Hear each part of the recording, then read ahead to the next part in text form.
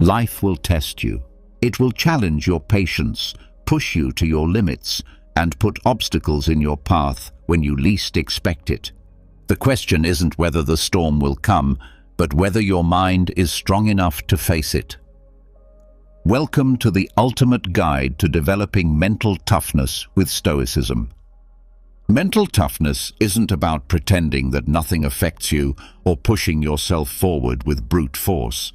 It's about staying calm when things go wrong, thinking clearly under pressure, and maintaining stability in a world full of uncertainty.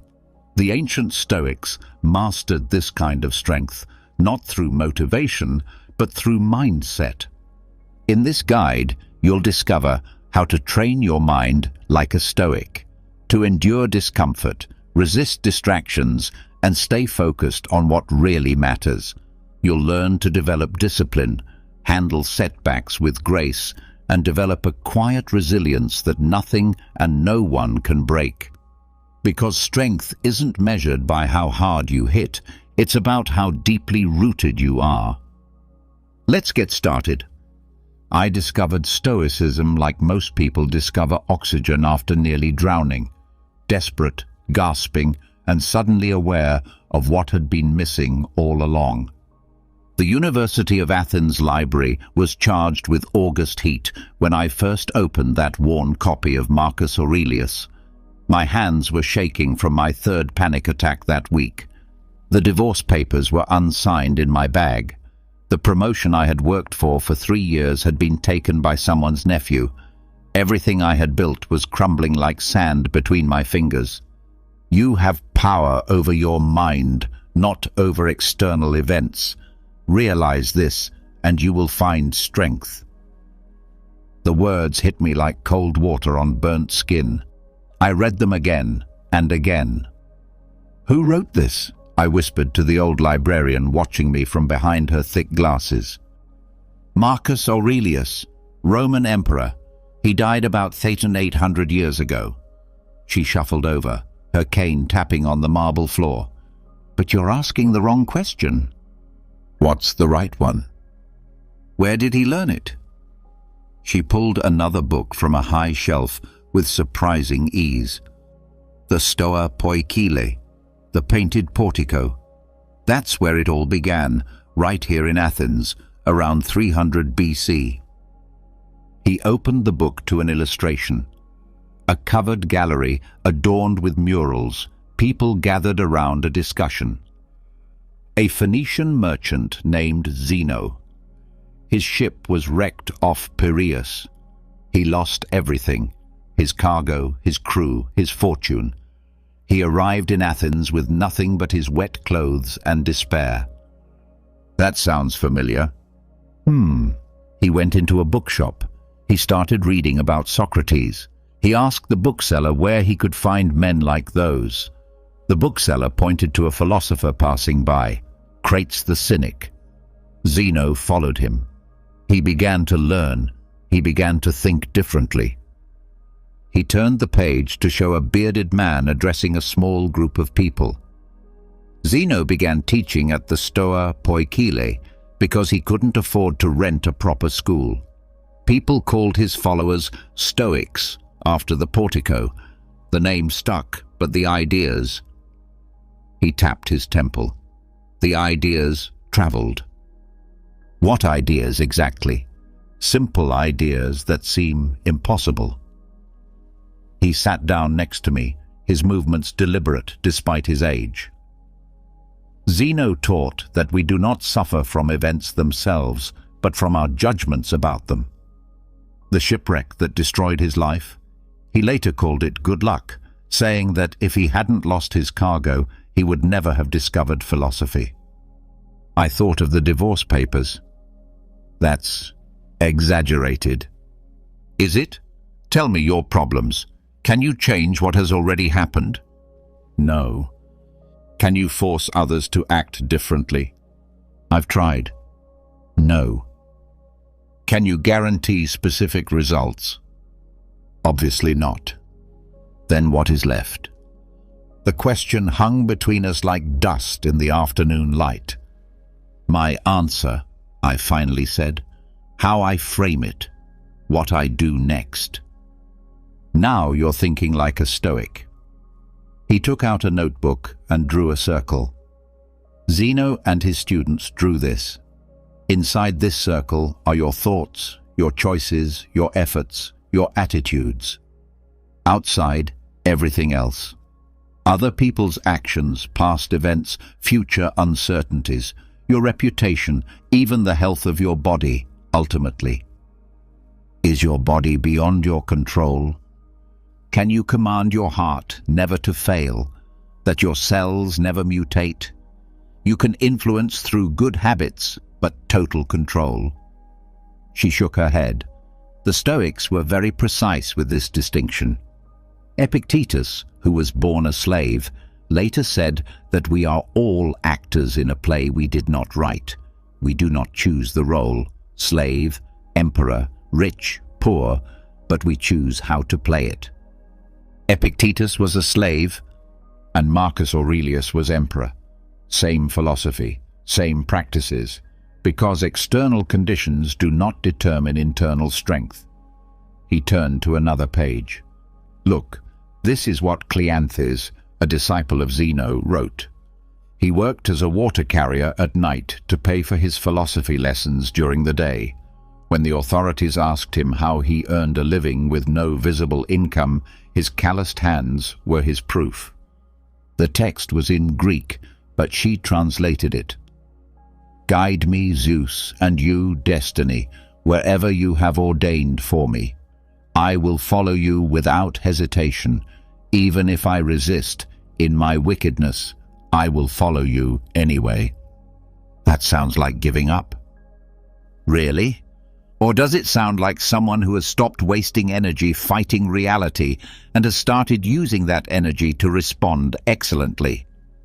He stood up, steadying himself. The Stoics did not teach passive acceptance. They taught active engagement with what is, rather than anger at what is not. But how does ancient philosophy help with modern problems?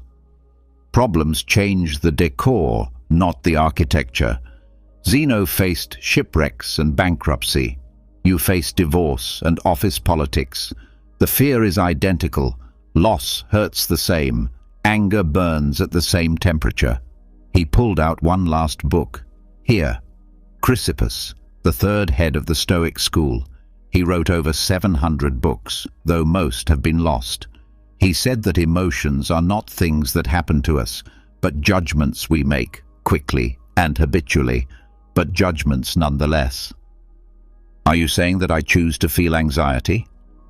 I'm saying that you interpret situations as threatening, and anxiety follows that interpretation.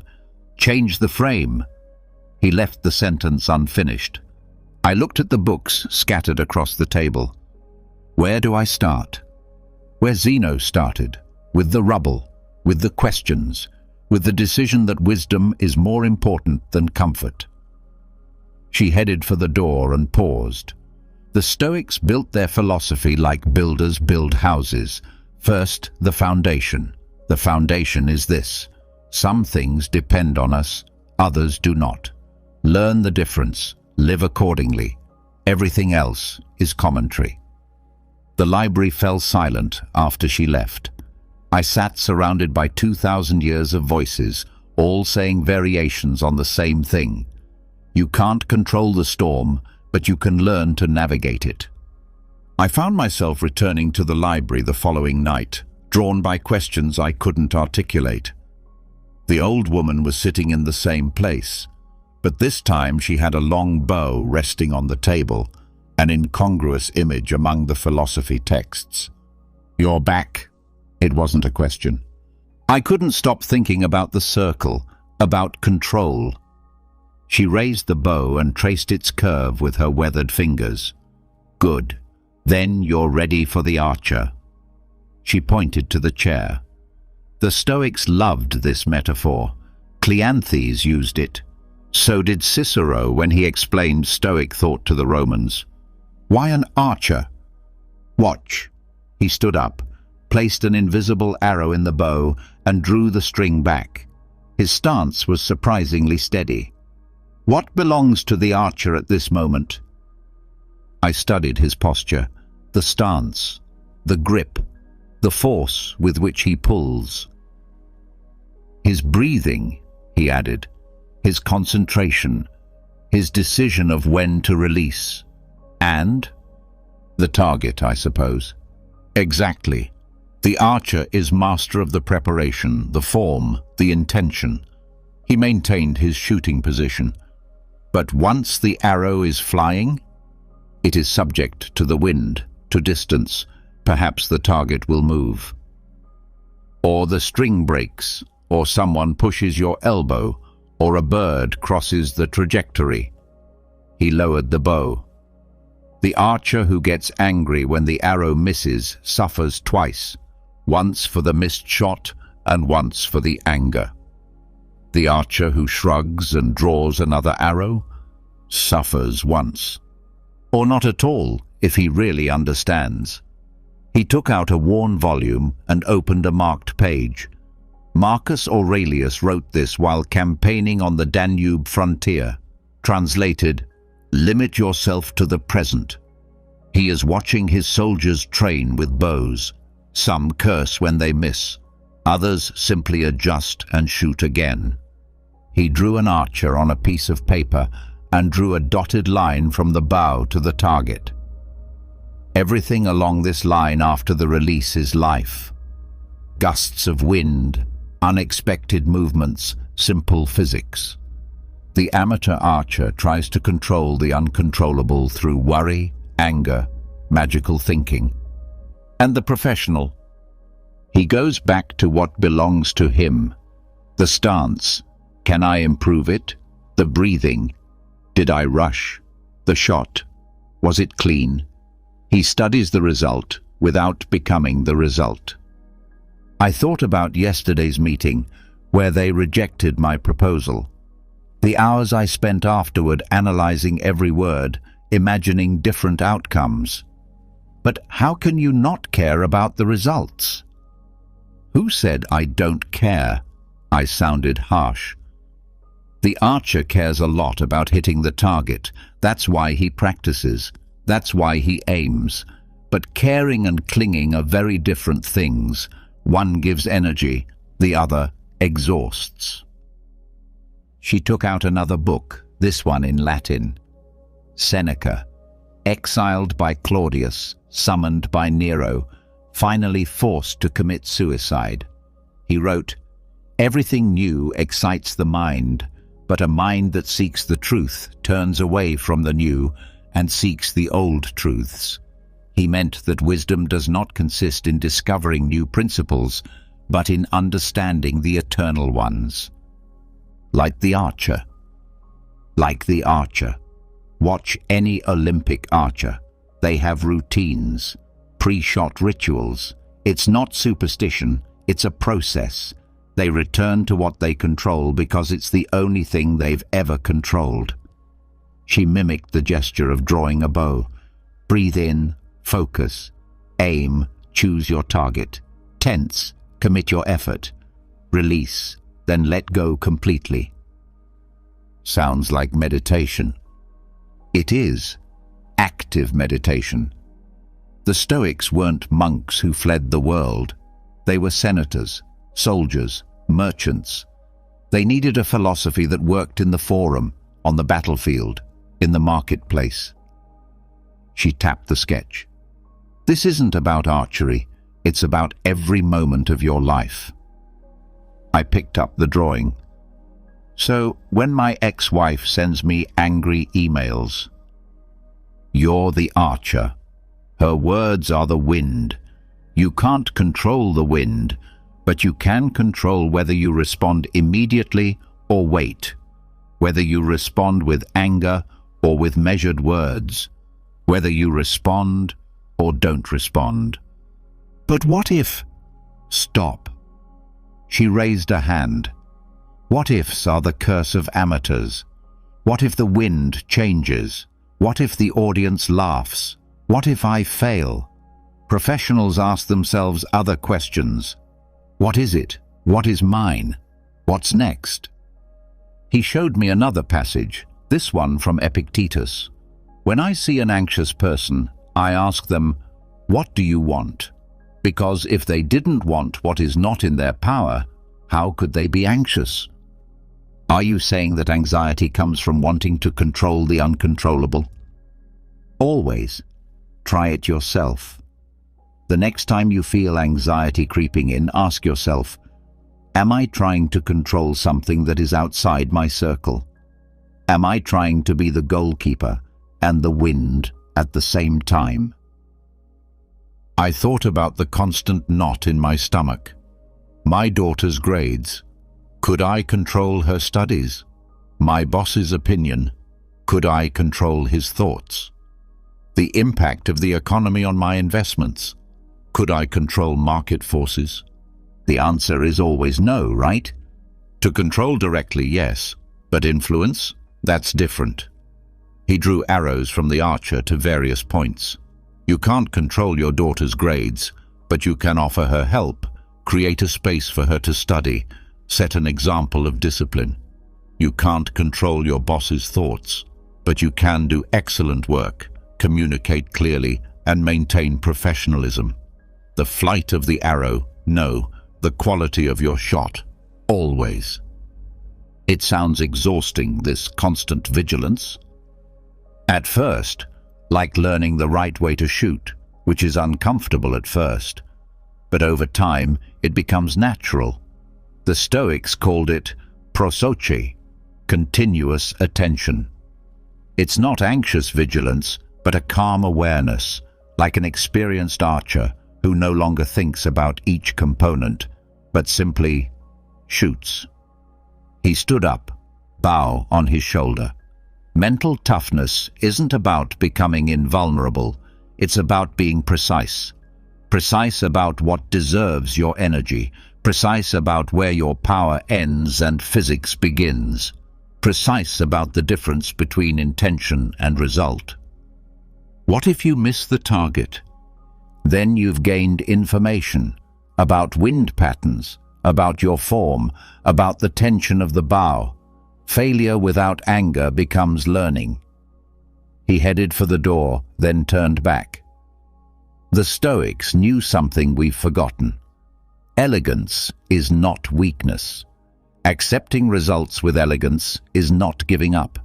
It's giving up the illusion that you're responsible for managing the universe. The library seemed different after she left. Less a repository of ancient ideas and more an arsenal of practical tools. I picked up the archer's sketch and studied the dotted line between the bow and the target, all that space where life happens, all that distance I had been trying to control with worry, with anger, with endless what-ifs. The rain started 3 days after the meeting at the library. It wasn't a gentle rain that waters the gardens, but a relentless rain that finds every weak spot in the roof. I sat in my apartment, watching the water drip incessantly into a pot I had placed under the leak. My phone vibrated. Another message from my brother. "Dad is getting worse. When are you coming?" I looked at the message and felt the family invasion begin. Guilt seeped through the cracks like rain through the roof. Then shame for feeling guilty. Then anger at the shame. Each emotion arrived uninvited and settled in my head. The doorbell rang. Through the peephole, I saw my neighbor, Mrs. Chen, who had lent me philosophy books months ago. She was standing there, somehow dry despite the downpour, with what looked like a toolbox in her hands. "Your roof," she said when I opened the door. "I can hear the dripping through the walls." "It's okay. I have a pot." Pots collect water. They don't fix leaks. She walked past me without being invited and examined the ceiling with expert eyes. "You've been reading the Stoics." It wasn't a question. He'd seen the books on my coffee table. Marcus Aurelius, Epictetus, with the sketch of the archer still serving as a bookmark. "I'm trying," I admitted. He opened the toolbox and took out some tools. There's a concept Marcus Aurelius loved. The inner citadel. Do you know it? Vaguely.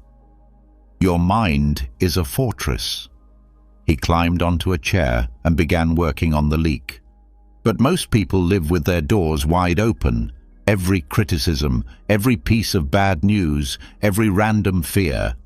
They all come in, set up camp and throw a party. It's hard to keep them out. It's not about keeping them out. It's about choosing. He applied the sealant with precise movements. A fortress has guards, not to fight all visitors, but to ask them questions. Is this thought true? Is it useful? Does it help me live according to my values? My phone vibrated again. Another message from my brother, this time with a photo of my father in his hospital bed. Guilt washed over me, but this time I felt it coming, like when you see someone walking up your driveway. "You've done it," Mrs. Chen said without looking up.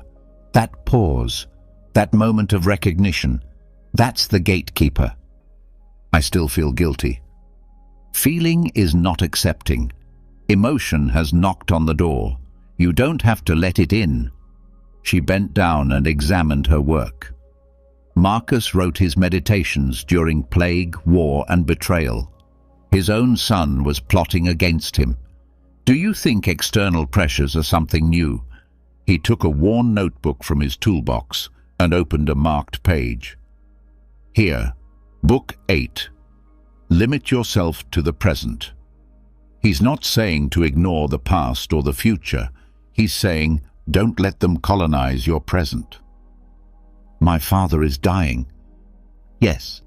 So? Her bluntness caught me off guard. And I should be there. Should you? According to whom? Your brother? Society? Your guilt? She sat down, uninvited but welcome. Or according to your considered judgment of what is right? I don't know anymore. Then that's where you need to start. Not with the answer, but with an honest assessment. She drew a circle on a piece of paper. This is your mind, your inner strength. Now, what is trying to get in? I made a list. Guilt over my father, anger over my brother's pressure, fear of work deadlines, anxiety about money, shame over the divorce. Good. Now, which of those deserved to come in? He raised a hand before I could answer. Not which ones are the loudest. Not which ones have been camped out there the longest. Which ones actually help you act with wisdom, justice, courage, and temperance. Concern for my father, maybe, but not guilt. Exactly. Concern motivates right action. Guilt just eats away at you. He drew arrows pointing to the circle. Every day, hundreds of thoughts assault your fortress. The news, social media, other people's opinions, your own mental habits. Most people just let them in and then wonder why their inner life seems like chaos. The leak had stopped dripping. The sudden silence seemed significant. But how do you actually do it? Do you block things out? I don't block them out. I process them. He pulled another book out of his bag. He seemed to carry philosophy around with him, like other people carry their phones. Epictetus, an ancient slave who understood mental freedom better than anyone. He said that external impressions are like stamps trying to print themselves on wax. You can choose to stand firm or let them leave their mark. That sounds like denial. Is researching a visitor before opening the door denial, or is letting everyone in without asking negligence? He stood up and put away his tools. Your brother's messages are information. Your father's condition is worsening, that's all. The guilt, the pressure, the you should, those are additions, interpretations, invaders disguised as facts. My phone vibrated again. This time, instead of reading it immediately, I felt the need to wait. The attraction, the habit of responding instantly. Strength needs daily maintenance, said Mrs. Chen, watching me. Every morning, Marcus Aurelius reminded himself, "Today I will encounter interference, ingratitude, insolence." He wasn't pessimistic. He was preparing his defenses. That sounds exhausting. More exhausting than being invaded on a daily basis? That your peace depends on every passing comment, every breaking news alert, every comparison on social media? She headed for the door. Discipline is work. Chaos is exhaustion. After she left, I sat there in silence. Outside it was still raining, but inside everything was dry. I thought of my mind as a fortress, of the crowds I had let in without question. The storm came 3 days after Mrs. Chen fixed my roof. It wasn't a metaphor, but a Pacific cyclone that knocked out power to half the neighborhood and threw a eucalyptus tree against my garage door. I stood in the rain, staring at the trunk sticking out of the splintered wood like a giant spear. My car was underneath, its windshield a web of cracks. The insurance papers I needed were in the glove compartment, out of reach. "Beautiful," said a voice behind me. I turned and saw Mrs. Chen in a yellow raincoat, studying the damage with what looked like genuine appreciation. "Beautiful. My car is wrecked. My garage is destroyed." "Yes, and look how perfectly the tree fell. 6 inches to the left, and it would have torn through the gas line. 6 inches to the right, and it would have hit the bedroom." She stepped closer and ran her hand along the bark. "The storm gave you exactly what you could handle. The storm left me a mess. The storm gave it time. You're giving it a story." She pulled a tarp out of nowhere, like a magician from the hardware store. "Help me cover this before it rains more." We worked in silence, holding the blue plastic against the wind. My neighbor across the street was yelling at someone on the phone, probably his insurance company. Another neighbor sat on her porch, crying about her flooded basement. "You know what sailors call this?" Mrs. Chen asked, pointing at the mess. "Tuesday. Sailors hope for storms. Sailors accept storms. It's a completely different thing." She tied a corner with expert knots. "My grandfather was a merchant seaman, 40 years at sea. Do you know what he used to tell me about storms?" I shook my head, rain falling down my face. "He said amateurs curse the wind, professionals adjust the sails, masters dance with it." "Dancing seems optimistic when you have a tree through your garage."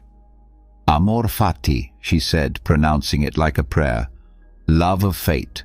Not resignation, but collaboration." We finished with the tarp and retreated to the porch of my house. The power was still out, but I had a camping lantern that cast strange shadows. "Marcus Aurelius lost 14 children," said Mrs. Chen, wringing out her raincoat. "The plague took them, one by one. Do you know what he wrote? What stands in the way becomes the way." That's crazy. Is it? Or is it crazy to fight reality? She accepted the towel I offered her. The tree fell. That's a fact, not a disaster. Now you have a choice. Fight what happened or work with it. Work with a destroyed garage? Why not? Insurance will cover it. You'll get a better door. Maybe you can add those windows you mentioned you wanted. The tree has given you a renovation without the guilt of choosing it. My phone, miraculously still charged, lit up with a message from my brother.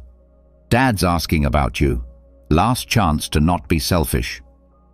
Familiar anger rose, but behind it was something else. A strange curiosity to see what would happen if I didn't fight it. "That's a storm too," Mrs. Chen observed, nodding toward my phone. your brother's trial, your father's condition, the family dynamics. You can rage against those winds or adjust your sails. Adjusting is like giving up. Does a sailor give up when he works with the wind instead of against it? Or does he get to his destination faster? She took a thermos out of her bag. Of course, she had hot tea ready.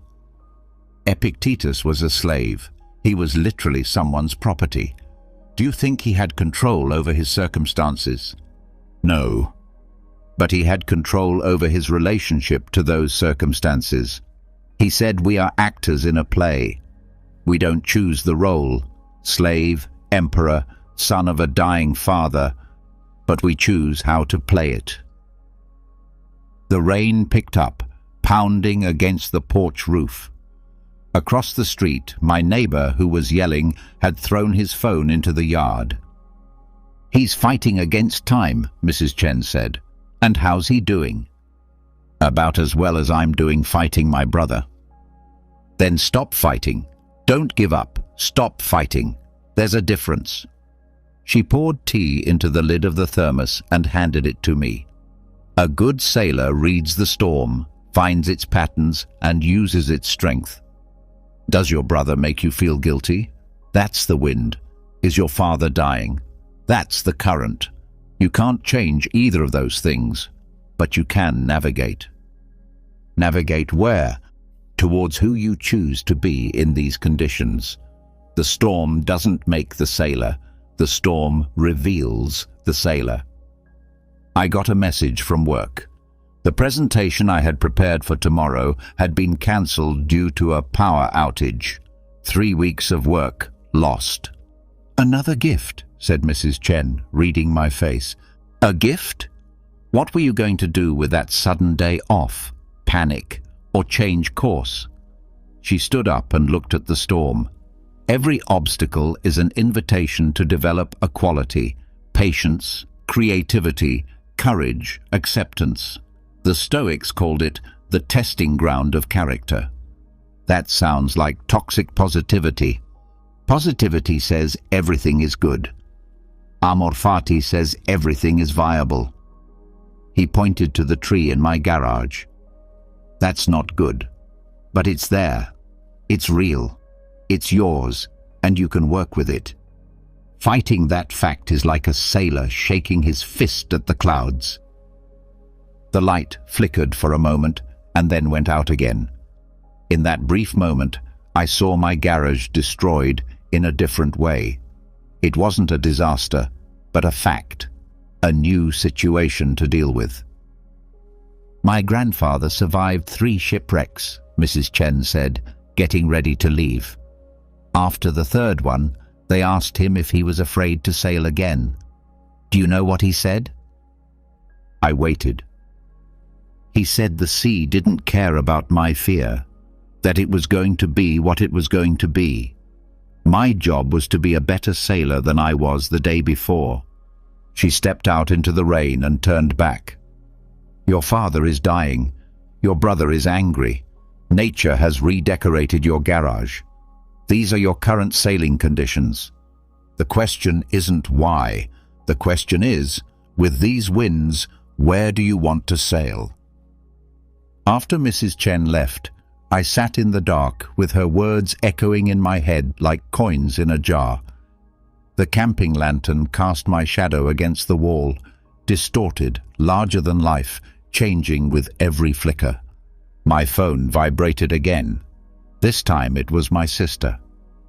"Mom says you're being stubborn. Dad doesn't have much time left. Whatever happened between you two, let it go." Let it go. As if 7 years of silence were a coat I could just take off like that. The rain had eased and was now falling in a steady patter. I grabbed the flashlight and walked toward the garage, stepping over broken branches. The oak trunk had gone through the roof like a fist through paper, but in the light of the flashlight, something caught my eye. My old telescope, which had somehow remained intact on its shelf, now exposed to the night sky through the huge hole. I laughed. I really did. There was thousands of dollars worth of damage, and the universe had built me a skylight. What an interesting perspective. I jumped. Mrs. Chen was at the door, soaked again. I forgot the thermos, she explained, but made no move to retrieve it. You're doing it. Doing what? Turning the lens. She pointed to the telescope. Same garage, same tree, same damage. But you just found a different angle. It's still wrecked. Yes, and? The question hung in the air. And, not but, and. Marcus Aurelius had a habit, she continued, stepping carefully around the debris. When something happened, a plague, a betrayal, a loss, he wrote it down. Then he rewrote it, differently, objectively, without emotion. He picked up a piece of broken wood. First draft. A storm destroyed my neighbor's garage. Second draft. Weather conditions caused a tree to fall. Same event, but seen from a different perspective. It sounds like denial. Or precision. Which description makes you stronger? Which one suggests action rather than paralysis? My phone lit up with an email from the insurance company. Claim denied. They said the tree had previous damage. Negligence in maintenance. I felt the usual heat rising in my chest. I could feel the story forming. They're screwing me over. It's always the same. Nothing ever goes right.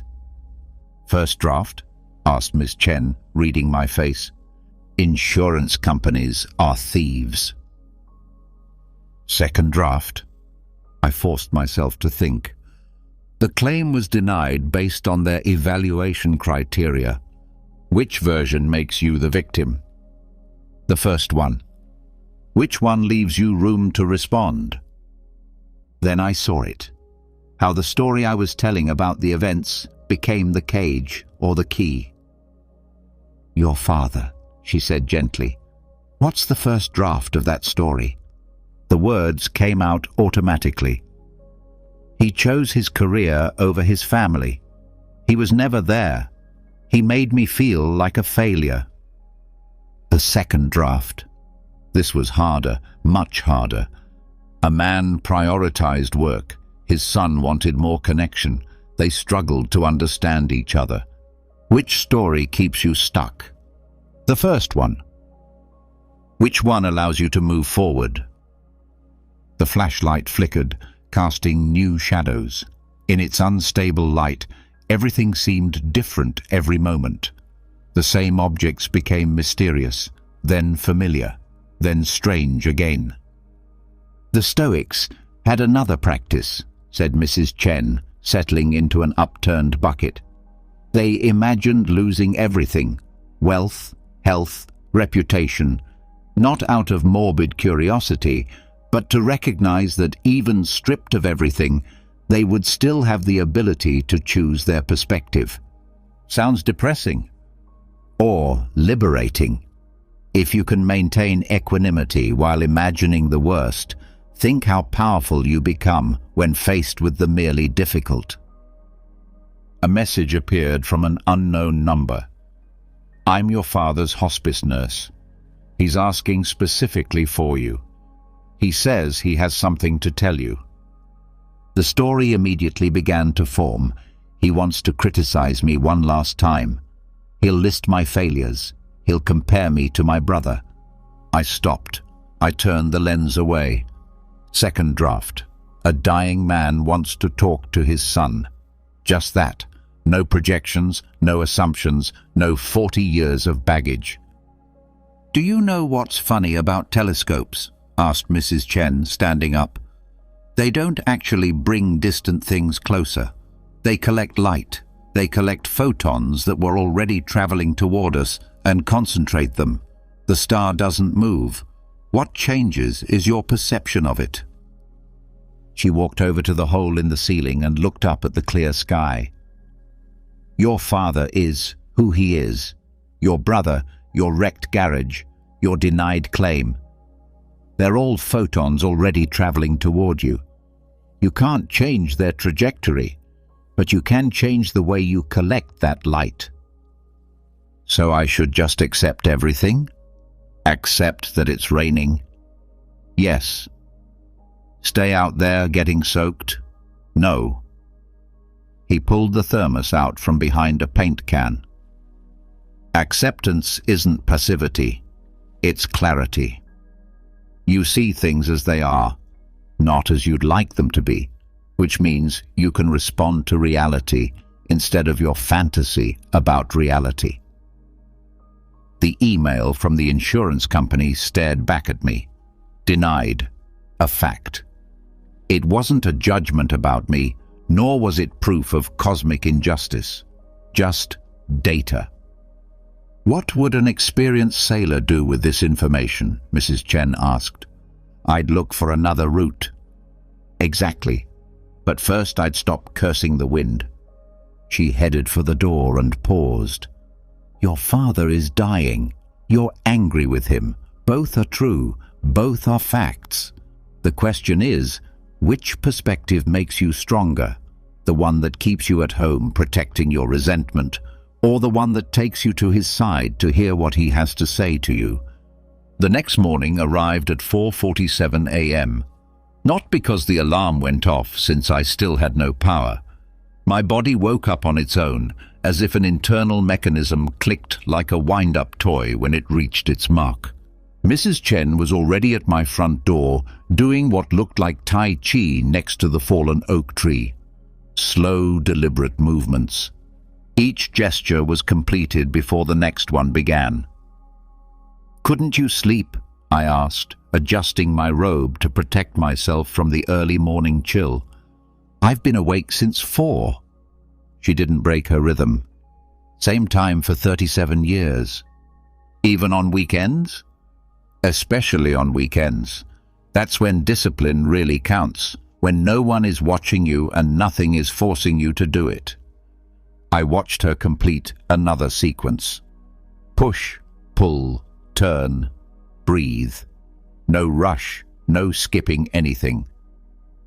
Marcus Aurelius wrote his meditations in a tent, she said, finally stopping. On campaign, at war, surrounded by death and decisions that would affect millions of people. Yet he made time every morning to write, not to publish, but to practice. Practice what? Being Marcus Aurelius. The person he chose to be didn't automatically exist. He had to build him every morning, word by word. He walked over to the pile of debris in my garage and began sorting the wood into neat piles, usable, firewood, trash. You know what most people get wrong about mental toughness? They think it's about the big moments, the response to a crisis, the heroic stance. Isn't that right? Tuesday at 5 a.m., when your bed is warm and the gym is cold, that's where strength lies. The email you respond to professionally when you feel like responding angrily. The healthy meal when it would be easier to eat fast food. The small weights lifted repeatedly. I found myself helping her sort wood. The repetitive motion was strangely relaxing. Epictetus was a slave, she continued. He couldn't control his freedom, his work, or even his own body. His master broke his leg and left him lame for life. But he could control his morning routine. Get up, wash, reflect, prepare, every day. That routine became his sovereignty. It seems insignificant compared to slavery. Or maybe it was the only thing that kept him from being truly a slave. His body was owned by another. His morning ritual was his own. My phone vibrated. A message from my brother. Dad is getting worse. It's time to make a decision. Family anxiety took hold of me, but instead of responding immediately or avoiding it, I put my phone down. I continued sorting the wood. The Stoics had a term for it, said Mrs. Chen, discipline of action. It's not about dramatic actions, but everyday actions. They believed that character was like a muscle. It's not built with a single heroic lift. It's built with thousands of ordinary repetitions. She took out a small notebook, worn and threadbare. Every morning, I write 3 things: what I'm grateful for, what I'm going to focus on today, and what I'm going to let go of. I've been doing this since my husband died. Does it help? The first day? No. The 30th? A little. The day... She paused, calculating. 13,505. I can't imagine starting a day without doing it. The sun was rising over the horizon, painting the destruction gold. In that light, the fallen tree looked less like rubble and more like a sculpture. You mentioned that your father was very strict with you about consistency, she said. He always criticized your perseverance. He was right. I started things. Guitar, martial arts, languages. I never stuck with anything beyond the initial excitement. So, you proved him right by quitting. That hurt because it was true. This is what I've learned in 37 years of getting up at 4 in the morning, he said, standing up and brushing the dust off his hands. Motivation is a tourist. Discipline is a resident. You can't build a life on tourist visits. He walked to his car and returned with a simple kitchen timer. Start with something stupidly small, so small you can't fail. Set it for 5 minutes every morning. Sit down, breathe. Think of one thing you're going to do that day that's in line with who you want to be. Not who you are, but who you're building. 5 minutes? 5 minutes. But every day, no exceptions, no negotiations. Is your father in a hospice? 5 minutes. No electricity? 5 minutes. Did you win the lottery? 5 minutes. It sounds too simple. Simple isn't easy. Ask anyone who's tried to meditate for 5 minutes straight. He handed me the timer. It's not the 5 minutes that matters. It's the promise you make to yourself. It's proof that you can trust yourself to do what you say you'll do. I turned the timer between my hands. It was so small. Seneca took cold baths, he added. Not because Rome lacked hot water. He was rich and could afford luxuries. He chose discomfort. A little discomfort every day, voluntarily. He said it prepared him for involuntary discomfort. Are you suggesting I take cold showers? I'm suggesting you stop waiting for strength to come and start building it little by little. A 5-minute timer, a cold shower, thank you emails, push-ups. Whatever you choose it every day. My brother sent me another message. Hello? Are you there? This time I picked up the phone. I'll be there tomorrow, I typed. Then I deleted it. I started again. I need today to get a few things organized. I'll be there tomorrow morning. See, said Mrs. Chen, returning to her Tai Chi spot. You just lifted a small weight, committing to a deadline instead of avoiding it or making an excuse. Tomorrow, you'll lift another one. You'll show up. The day after that, another one. You'll be present even if it's hard. Mrs. Chen paused mid-movement, her arms frozen in an elegant arc.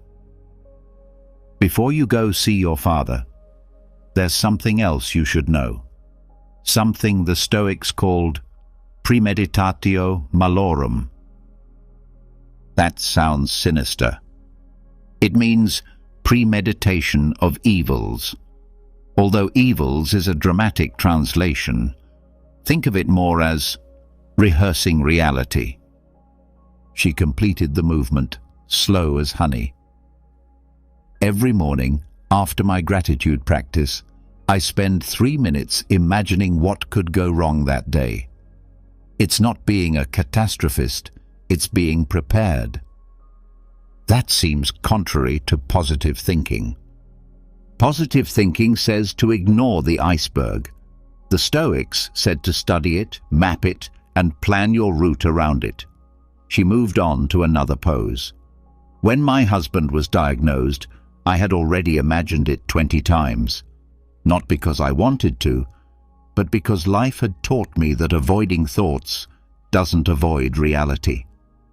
I thought about the next day. The hospice, Dad's room, the machines, the smell of antiseptic mixed with something else, something harder to define. "Try it now," she said. "Close your eyes. Go through tomorrow in your mind." I resisted, but her steady gaze was not judgmental, only patient. I closed my eyes. "Start with the drive," she instructed. "The parking lot, the entrance." In my mind, I saw the entrance to the hospice, the glass doors that opened with a hiss, the receptionist speaking in that soft, rehearsed tone reserved for places where people go to say goodbye. Now the hallway. The fluorescent lights. That particular silence of hospices, not peaceful but suspended. Other rooms with other families having other final conversations. His room. Dad, smaller than I remembered. The morphine drip. His hands, once strong enough to rebuild an engine, now thin, almost translucent. My brother was already there, exhausted, probably angry that he hadn't arrived sooner. What's the worst moment you can imagine? That he wouldn't recognize me, or worse, that he would recognize me and be disappointed. Again. Hold on to that image. Don't run away from it. What would you do? I forced myself to stay in the imagined scene. Dad's eyes, cloudy but still capable of expressing that characteristic disdain he had perfected. My brother's accusing gaze. The weight of all the unfinished conversations, all the vacations avoided, all the excuses I had made. I would sit down anyway, I heard myself say. I would pull up a chair. Maybe I would just be there, even if he didn't want me to be there. Fine. What else could go wrong? I could die while I'm there, or just before I get there. Or I could be in agony for weeks, and I'd have to decide whether to stay or go back to my life. Imagine every scenario, not to torture yourself, but to prepare yourself. So I did. I imagined arriving and finding his bed empty, clean, waiting for the next occupant. I imagined holding his hand as he passed away. I imagined the uncomfortable vigil, the days stretching into weeks, my life on hold, resentment growing alongside the pain. The Stoics did this every morning, said Mrs. Chen. Marcus Aurelius, Emperor of Rome, woke up and reminded himself that on that day he would encounter interference, ingratitude, insolence, disloyalty, ill will, and selfishness. Not because he was pessimistic, but because he was realistic. Sounds exhausting. On the contrary, actually. When you've mentally rehearsed the difficult conversation, the real conversation loses its terror. When you've imagined the loss, the actual loss doesn't take you by surprise. She continued with her exercises while I sat with my discomfort. The timer she had given me reflected the morning light. Seneca practiced poverty, she continued. He spent days sleeping on the floor, eating simple food, wearing rough clothes, not as punishment, but as a vaccine. He asked himself, is this the condition I feared so much? But you can't really prepare for death, not truly. No, but you can prepare for your reaction to death. There's a difference. She paused and looked at me directly. When I imagined my husband's death, which I did many times during his illness, I also imagined myself afterwards, getting up, making breakfast, feeding the cat, going to work, not thriving, just continuing. Did that help when it actually happened? The pain was still like drowning, but I had imagined drowning, so I knew I had to look for the surface. I had rehearsed the movements to swim even when I couldn't feel my limbs. My phone rang. It was my brother. "Don't answer it yet," said Mrs. Chen. "First, imagine the worst news she could give you. Imagine yourself receiving it. Imagine your response." I let it ring. I imagined my brother's voice. "She's dead." I imagined my response, calm, controlled, asking about the arrangements. I imagined the guilt I would feel afterward for avoiding his call. The phone stopped ringing. Then it rang again. This time I answered. "He's asking for you," my brother said. He wasn't angry, just tired. "He's lucid this morning.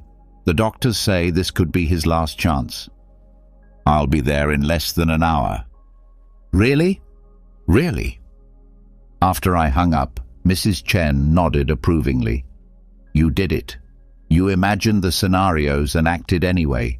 That's premeditatio malorum, not avoiding action, but making it possible." I'm still terrified. Of course, practice doesn't eliminate fear. It tames it. It makes it familiar instead of strange. He took out his notebook again, wrote something down, and tore out the page. A quote from Seneca for the trip. I read it. "What is totally unexpected has a more devastating effect, and the unexpected increases the weight of a disaster. This is a reason to make sure that nothing takes us by surprise." "Pack your bags tonight," she advised me. "Imagine the conversation going badly. Imagine it going well. Imagine the silence. Imagine the tears. Imagine the laughter. Go through all those moments. Then, tomorrow, whatever happens, it will seem like a road you've already traveled, only with a different light." The trip to Dad's hospital took 6 hours.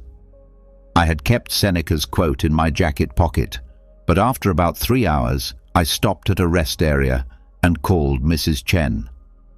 "I can't stop thinking about what you said, about preparation, but I don't know what values to hold on to when I get there."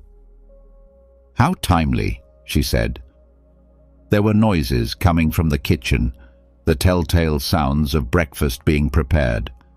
The Stoics gave us 4 stones to build on, 4 virtues that don't crumble. A philosophy lesson at 110 kilometers per hour? Where better? You're literally cruising. Let me tell you about my first test of courage. Cars sped past my parked sedan. Families hurried to the restrooms. Normal life went on. I was 23 and working in a textile factory. The plant manager, Mr. Huang, was stealing wages. Everyone knew it. No one said anything. One day, I saw him deducting pay from a pregnant woman for going to the bathroom. She needed that money to buy prenatal vitamins. "Did you report him?" "First, I documented everything. Then I told him I knew. I gave him a chance to fix it." He paused. "He fired me on the spot, but I had already sent copies to his supervisor." "Is that courage?" "Courage is not shaking. I shook for days. Courage is doing the right thing despite the shaking. The Stoics called it the virtue that makes all other virtues possible. Without courage, wisdom remains theory, justice remains silent, and temperance becomes mere timidity." I watched a truck driver help an elderly woman with her walker, holding her steady so she wouldn't fall in the wind. "But how do you know what's right?" "That's where wisdom comes in. The 4th stone." His voice had that particular clarity that comes from years of testing ideas against reality. Wisdom is not intelligence. Many intelligent people make stupid decisions. Wisdom is seeing clearly, stripping away ego, emotions, and assumptions to find what is really true. That sounds impossible. It's a practice, not perfection. When I confronted Mr. Huang, Wisdom meant gathering evidence first, not acting out of anger. It meant knowing the difference between what would satisfy me, public humiliation, and what would actually help, systemic change. A father walked by, carrying a small child who was screaming. His face was calm, almost meditative. Another form of courage, I thought. And the other two stones? Temperance and justice. They are companions. Now he was cutting something with a steady, rehearsed rhythm. Temperance is not denial, it is proportion. Not too much, not too little. The right amount of anger to spur action without clouding judgment. The right amount of pain to honor loss without drowning in it. And justice? Justice is temperance directed outward, using your strength to serve something beyond yourself. The pregnant woman in the factory. Justice demanded that I act, even though the injustice did not affect me directly. I thought of Dad, of all the times his lack of temperance, with alcohol, with anger, with disappointment, had shaped the structure of our family. He never had those virtues, I said. Maybe not, but you're not going there to judge his virtues. You're going to practice yours. How? Courage, showing up despite your fear. Wisdom, seeing him as he is, not as you'd like him to be. Temperance, giving what you can without exhausting yourself. Justice, honoring your obligation as a son while maintaining your boundaries as a person. A message from my brother. He's sleeping. He's still stable. I can't stop thinking, I said to Mrs. Chen, about how these virtues could have changed things. If he had had temperance with his drinking, if I had had the courage to stand up to him before. Careful, that road leads nowhere. Virtues only work in the present. How does courage manifest itself today? What does wisdom whisper to you now? Wisdom says, get back on the road. And temperance says, stop for coffee first, a real breakfast, not gas station junk. She laughed, that particular laugh of recognition. Good. Virtues aren't there to make you a martyr. They're there to make you effective. Inside the service area, I ordered eggs and toast, simple fuel. At the next table, a mother was dealing cards to 3 children, turning nervousness into a game. Small justice, creating order out of chaos. One more thing, Mrs. Chen said before hanging up. Virtues complement each other. Courage gives space to wisdom. Wisdom informs justice. Justice requires temperance. Temperance allows courage. They are not separate achievements. They are a single practice with 4 sides. Like a compass? Exactly. And unlike most of the things we pursue, money, status, approval, virtues travel. They work in hospitals and boardrooms, in conflict and in tranquility. They are the only truly portable wealth. After breakfast, I sat in the car for 5 more minutes. I took out my phone and wrote a note to myself. Courage, walk through the hospital door. Wisdom, listen more than you speak. Temperance, one conversation at a time.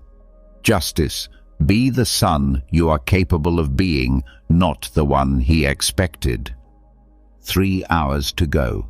3 hours to practice holding the 4 stones firmly, feeling their weight, learning to balance them. The highway stretched out before me, straight and safe. I merged into traffic, carrying with me my inheritance, not my father's, but that of thinkers who had died 2,000 years ago and who, somehow, knew exactly what I would need today. The hospital parking lot smelled of exhaust fumes and disinfectant. I sat in the car with the engine off, watching people move between the different levels, each carrying their own invisible weight. My phone vibrated. It was Mrs. Chen again. "Are you still in the car?" How did you know? Because I know you're going over the virtues as if they were instructions for assembling furniture. They're not. They're more like muscles. You've been using them your whole life, but not consciously. A woman walked past my car, her shoulders straight, despite the IV stand she was pushing, courage on aluminum and wheels.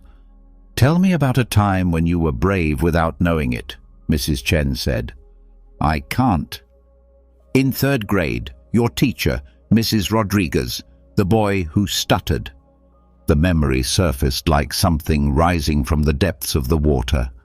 Timothy Marsh. The kids were making fun of the way he talked during his presentation on dinosaurs. I got up, walked to the front, and stood next to him. I didn't say anything.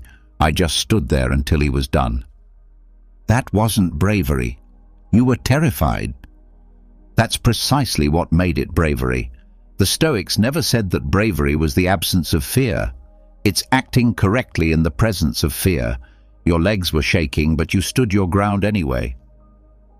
Through the windshield, I saw an old man helping his wife out of the car. His hands were shaking from age or emotion. It was impossible to tell, but his grip remained firm. "Wisdom is different," Mrs. Chen continued. "It's the virtue that tells you when to use the others.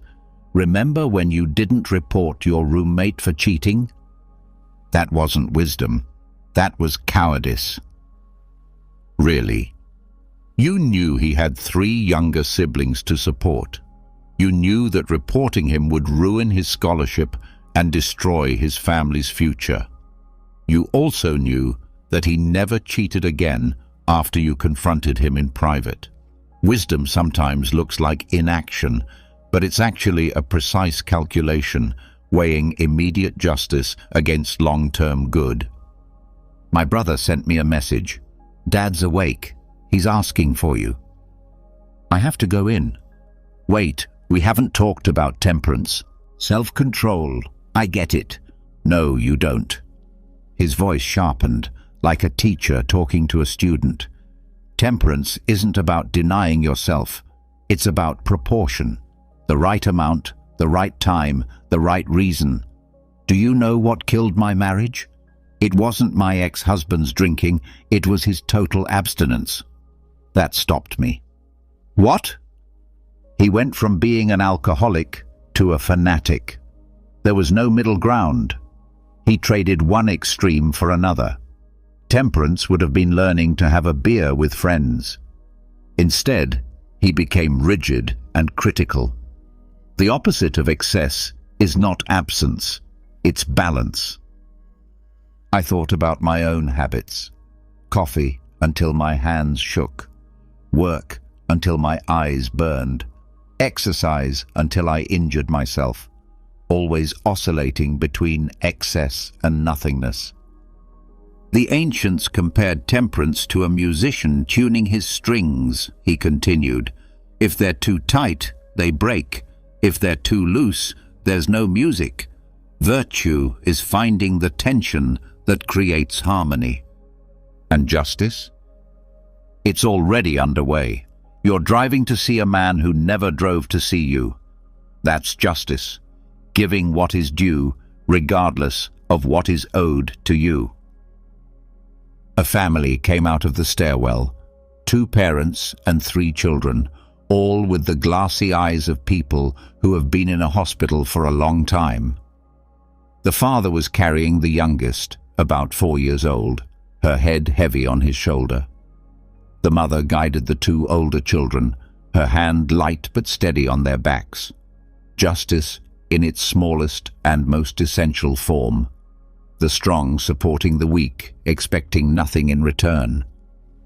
"But this is what most people don't see," said Mrs. Chen. "Virtues are not separate. Look at the work of a paramedic, the courage to face danger, the wisdom to assess quickly, the temperance to remain calm under pressure, the justice in treating all patients equally. Virtues are intertwined. They are one thing with 4 expressions." "Like water," I said, surprising myself. Ice, liquid, steam, clouds, the same substance, different forms. Now you think like a Stoic. My father's room was on the 7th floor. The elevator filled up with the afternoon shift. Nurses, technicians, a chaplain. I studied their faces. Tired, but focused. They wore virtues like work clothes. Functional, simple, necessary. "I'm scared," I confessed to Mrs. Chen as we climbed the floors. "Good. Courage needs fear to propel it forward. Otherwise it's just confidence, and confidence breaks as soon as it encounters real resistance." The elevator doors opened. The hallway stretched out long and overly lit, with that fluorescent hospital light that makes everyone look a little sick. Room 714. I could see my brother through the door, with his back to me, leaning over the bed. "Remember," Mrs. Chen said, "virtues are not performances. They are practices. You don't have to be perfectly brave or perfectly wise. You just have to choose the next right action, then the next, and then the next." Like steps. Exactly. One by one, and suddenly you'll have crossed the distance. My brother turned and saw me. His face changed, relief mingled with something else, perhaps exhaustion, or his own kind of bravery from standing guard alone. "I'm going in," I told Mrs. Chen. "I know. Virtues are with you. They always have been."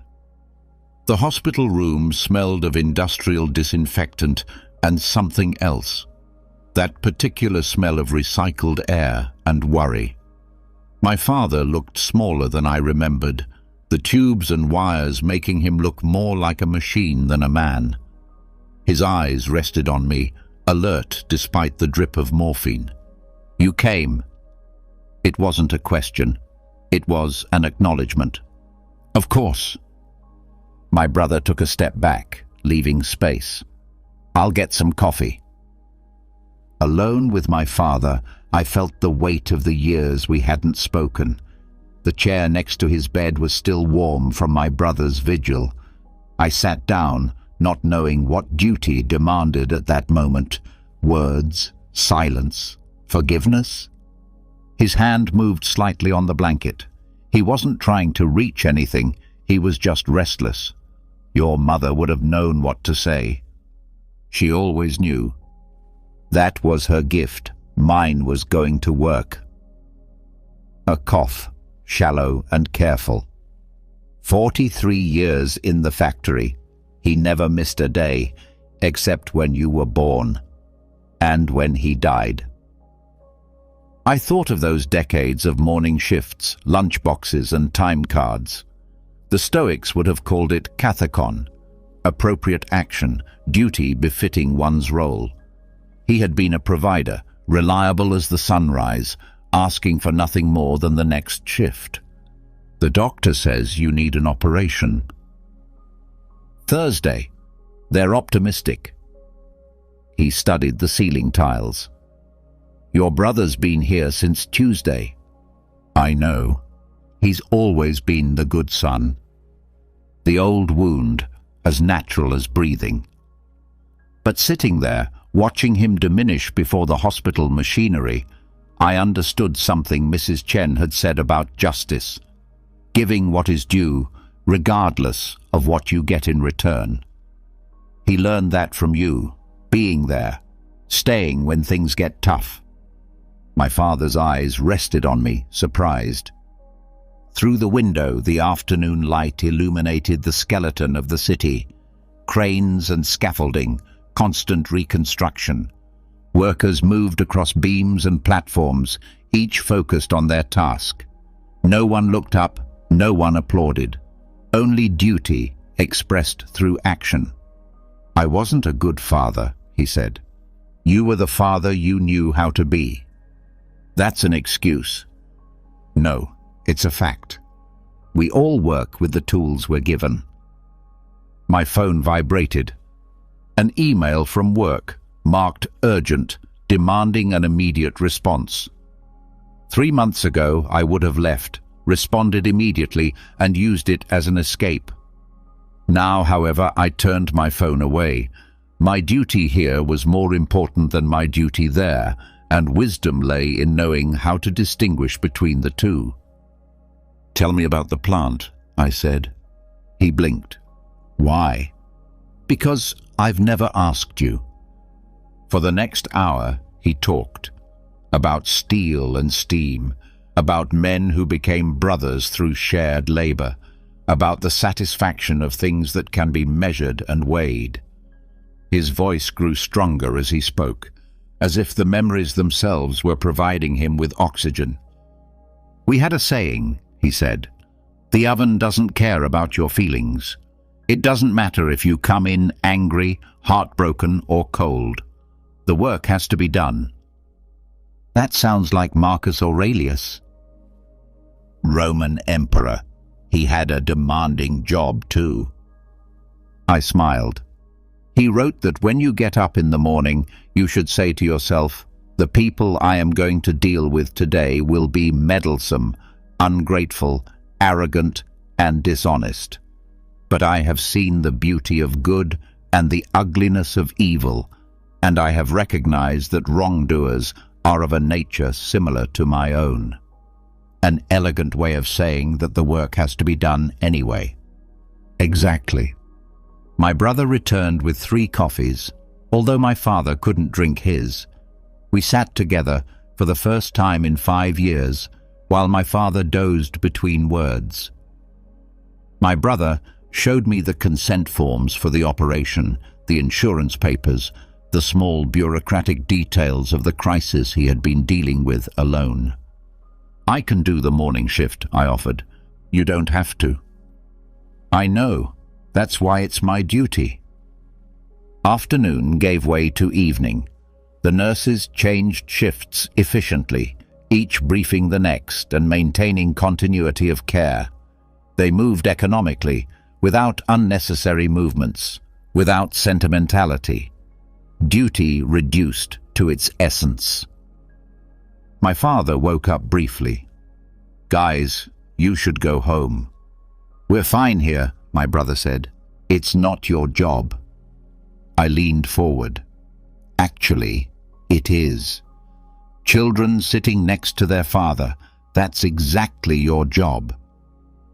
He looked at us both, and then closed his eyes. He wasn't sleeping, just thinking. "Your mother sat next to her father for the last 3 months. Every day. Once I asked her why she bothered, if he didn't even recognize her anymore. She said it wasn't about him recognizing her, it was about being there." Suddenly the metaphor of the lighthouse that Mrs. Chen had mentioned made sense. A lighthouse doesn't choose the ships it guides. It doesn't need recognition from the ships it saves. It simply stays where it needs to be, illuminating the darkness, fulfilling its function regardless of the weather or whether it is recognized. "We should talk about Thursday," said my brother. "The operation." "A 7-hour procedure," said my father, his eyes still closed. 60% successful. 70, my brother corrected. "The doctor checked it today." Even so. We sat there with those numbers. In the hallway, someone was crying, silent, exhausted sobs. Another kind of duty was being fulfilled, pain as a form of assistance. "If things go wrong," my father began. "They won't go wrong." "But if they do..." He opened his eyes and looked at us both. "I need you to know something. The work I'm most proud of isn't at the factory. It's you two. It may be an imperfect project, but it's mine." My brother's hand rested on my shoulder. He squeezed once. Our own silent language, born of a shared history. "We'll be here on Thursday," I said. "Before and after." "All the time," my brother added. "You don't have to." "It's our duty," we said almost in unison. My phone vibrated. An emergency at work. The Singapore deal was falling apart. 3 months of negotiations were vanishing because someone had hurt their ego. I felt the usual heat rising, that particular rage I reserved for avoidable disasters. My father watched me as I looked at the screen. "Go if you have to." It can wait. But I couldn't, really. The messages kept coming, each one tightening the knot in my stomach. David's panic, Sarah's accusations, the client threatening to walk away. My thumb hovered over the keyboard, ready to unleash the fury I'd been building up since breakfast. Then I noticed my father's hand, trembling slightly as he reached for his glass of water. The anger transformed and redirected itself toward his weakness, toward time itself, toward my own inability to fix any of this. "You're angry," he observed. "I'm fine. Your mother used to do that with her jaw when she was angry. Now you're doing it." I forced my face to relax, but the emotions sank deeper. The Stoics had a word for this: pathos, the passion that disturbs reason. Seneca called anger brief madness, a fever that burns judgment and leaves destruction in its wake. My brother returned with 3 coffees, juggling them despite the cast on his wrist. "Everything okay?" "Work stuff." He handed me a cup, black, no sugar. He had remembered. "Let me guess, someone screwed up and now you have to fix it." Something like that. "You've always been the one who fixes things." It wasn't a judgment, just an observation. "Remember when Mom's car broke down that Christmas? How old were you? 16. You spent the whole night in the garage with the manual. And you didn't fix it. But you tried. All night, your hands bleeding from the cold metal." He sat down in the visitor's chair across from me. "Dad found you asleep under the car at dawn." I didn't remember that part. My father nodded slowly. "I wrapped you in my coat. I let you sleep for another hour before waking you up for school." The anger began to crumble, losing its edge. This is what Marcus Aurelius meant: how quickly emotions dissolve when you examine them through the prism of memory, when you place them in the broader context of a life. My phone vibrated again. This time, I left it face down on the nightstand. "The Singapore agreement?" my brother asked. He had always paid more attention than I gave him credit for. "It will survive or it won't." "That's not like you." He was right. The old me would already be halfway to the office, phone glued to my ear, gathering resources and demanding information. But sitting in that sterile room, watching my father struggle with the simple complexity of drinking water with trembling hands, I felt the futility of such behavior. The Stoics taught that emotions are not just feelings but judgments. Anger says, "This shouldn't have happened." Fear says, "This will destroy me." Pain says, "This loss is unbearable." But what if we examined those judgments as suspect evidence? "Tell me about the operation," I said to my father. "Triple bypass. They say it's routine now." Routine. As if opening the chest and rebuilding a heart could be routine. Fear stirred, not the emotion itself, but its shadow, what Epictetus called the first movement. You can't control that first jolt, he taught, but you can control what comes after. "Are you afraid?" The question surprised us both. My father thought about it. "On Thursday morning, they'll take me into the operating room. Either I'll wake up or I won't. Being afraid doesn't change the outcome." Very stoic of you. Is that what it is? I thought it was just fatigue. My brother laughed, but there was something else in his laughter, perhaps relief, that we could continue talking like this, that everything hadn't turned into silence. The afternoon wore on. Nurses came and went, checking vital signs, adjusting medication. My phone continued to vibrate insistently, but no longer with the same urgency. Sarah sent me 17 messages, each more catastrophic than the last. David called twice. The client sent an ultimatum. I stepped out into the hallway and called Sarah. "Finally! Where were you? Everything is falling apart." "Sarah, stop. Breathe." We don't have time for breathing exercises. We don't have time for panic either. Give me the facts. Just the facts. No interpretation. She paused and gathered herself. The client thinks we've been dishonest about the timeline. They're threatening to pull out. David promised delivery by March, but the engineers say it won't be May at the earliest. Okay, what really happened? David promised March, but that was before the scope changed. And the scope changed because? The client added features. Then we're not being dishonest.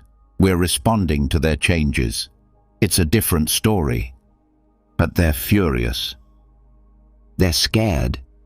They have their own bosses, their own pressures. Anger is just fear, dressed up as something stronger. I could hear him breathing more slowly. What do I do? Send them the documentation. Every change in scope, every approval, every adjustment to the schedule that they signed. No comments, no defenses, just the facts. Let the evidence speak for itself. That's it? That's it. Either they'll come to their senses or they won't, but you'll have done what you could. When I returned to the room, my father was asleep, breathing steadily but unevenly. My brother had gone over to the window and was watching the workers laboring in the golden hour. "Everything ready?" he asked. "Everything ready." "You're different, calmer." I thought about Mrs. Chen's teachings, the morning walks, the gradual realization that my emotions were not facts, but interpretations. I'm trying. The surgery was scheduled for 6 in the morning on Thursday. I arrived at 4:30 and found the hospital already bustling with that particular energy you feel before dawn. The night shift nurses were counting down the hours, and the morning staff was slowly arriving with coffee and determination. My father was awake, staring at the ceiling tiles as if they held the answers. "Can't you sleep?" I asked him. "I've never been able to before important days. Your mother used to make me chamomile tea." He turned his head toward me. "You always made it very weak. I never told you that." We sat in that peculiar silence that precedes important events, not uncomfortable, just charged with meaning. The monitors emitted their electronic mantras. Outside, the city began its daily resurrection. "I can't stop thinking about the Rubicon," my father said suddenly. "Caesar." "No, the real river. I visited it once, years ago, on a business trip to Italy. It's nothing impressive, narrow, muddy. You can cross it in dress shoes." But Caesar knew that once he crossed it, everything would change. There would be no turning back. He gestured vaguely toward the IVs. "This morning, I feel like I'm in my own river." The orderlies arrived before I could respond, efficient and cheerful as experience had taught them. As they prepared to take him away, my father grabbed my wrist. His grip was stronger than I expected. "If anything happens..." "Dad, listen. Just listen. The business, the house, everything is taken care of. The papers are in the safe. But there's something else." He pulled me closer. "Stop fighting so hard. You're wearing yourself out."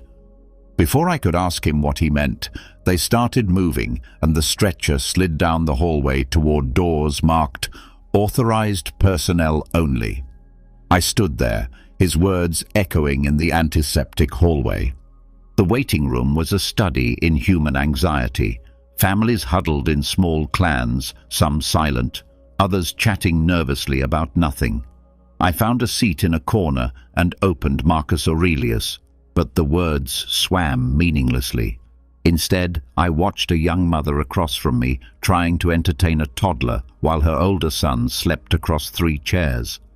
The toddler kept trying to climb onto a small table, and she kept pulling him down. Up, down, up, down. With increasing frustration, she clenched her jaw and moved more abruptly. Finally, she simply moved to another seat, away from the table. The toddler found a magazine to tear up, happy with his destruction. She let him be. Water around obstacles. Mrs. Chen had mentioned this once, during one of our walks. We had come across a fallen tree blocking the path, and instead of turning back, she had simply stepped off the trail and walked around it through the surrounding grass. "You would have tried to move the tree," she said without asking. She was right. I would have. In fact, I had done so in every aspect of my life. The Singapore deal. Instead of working around the client's resistance, I had tried to steamroll it. My father's illness. Instead of accepting reality, I had fought it with research, second opinions, and rage at the injustice. My phone rang. Sarah. "I did what you told me. I sent everything. No comments."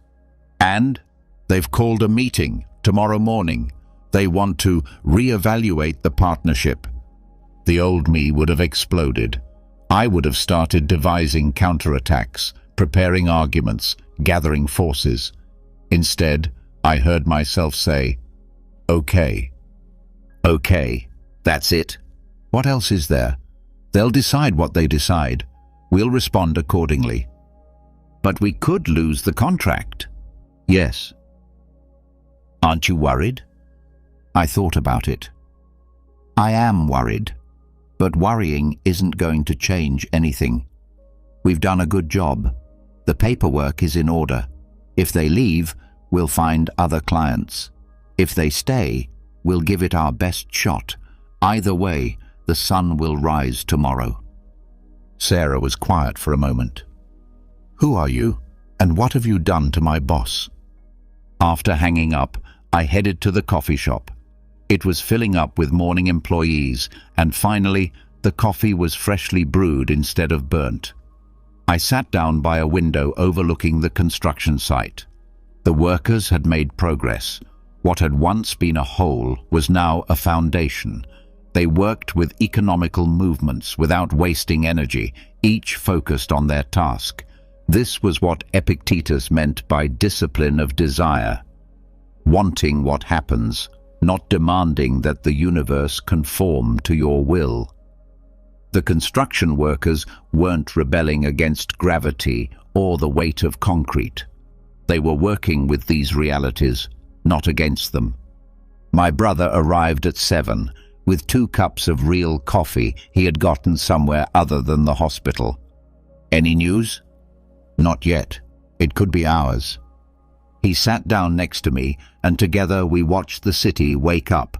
Traffic intensified. Pedestrians multiplied. The everyday world went about its usual business, indifferent to our vigil. "He told me to stop fighting so hard," I said. "He told me to stop avoiding so much," my brother replied. "Last week, he said he was floating through everything, never getting involved, opposing problems, maybe with the same root, fear of the current." The metaphor was apt. I had swum against the current all my life, exhausting myself against the tide of events. My brother had drifted, never swimming, letting the water carry him. Neither of us had learned to flow with the current, to swim when it was necessary to swim, to float when it was wiser, to find stillness in the movement itself. The hospital chapel was empty at 3 in the morning.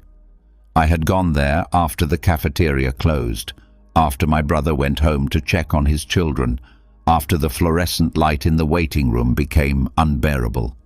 Dad was stable but still in surgery, something about complications additional repairs needed. The words had blurred in the surgeon's technical update.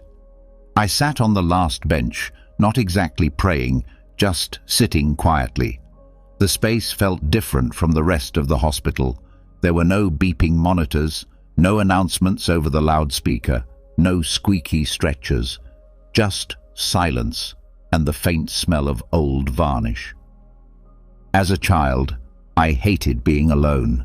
I always needed noise, activity, people. Even to study, I needed background music, the murmur of a coffee shop, something to fill the void. The idea of sitting alone seemed like punishment. Now, 3 weeks after beginning this strange journey that started in Mrs. Chen's garden, I understood what I had been running from myself. The chapel door opened softly. An elderly man entered, nodded to me, and sat down several rows ahead.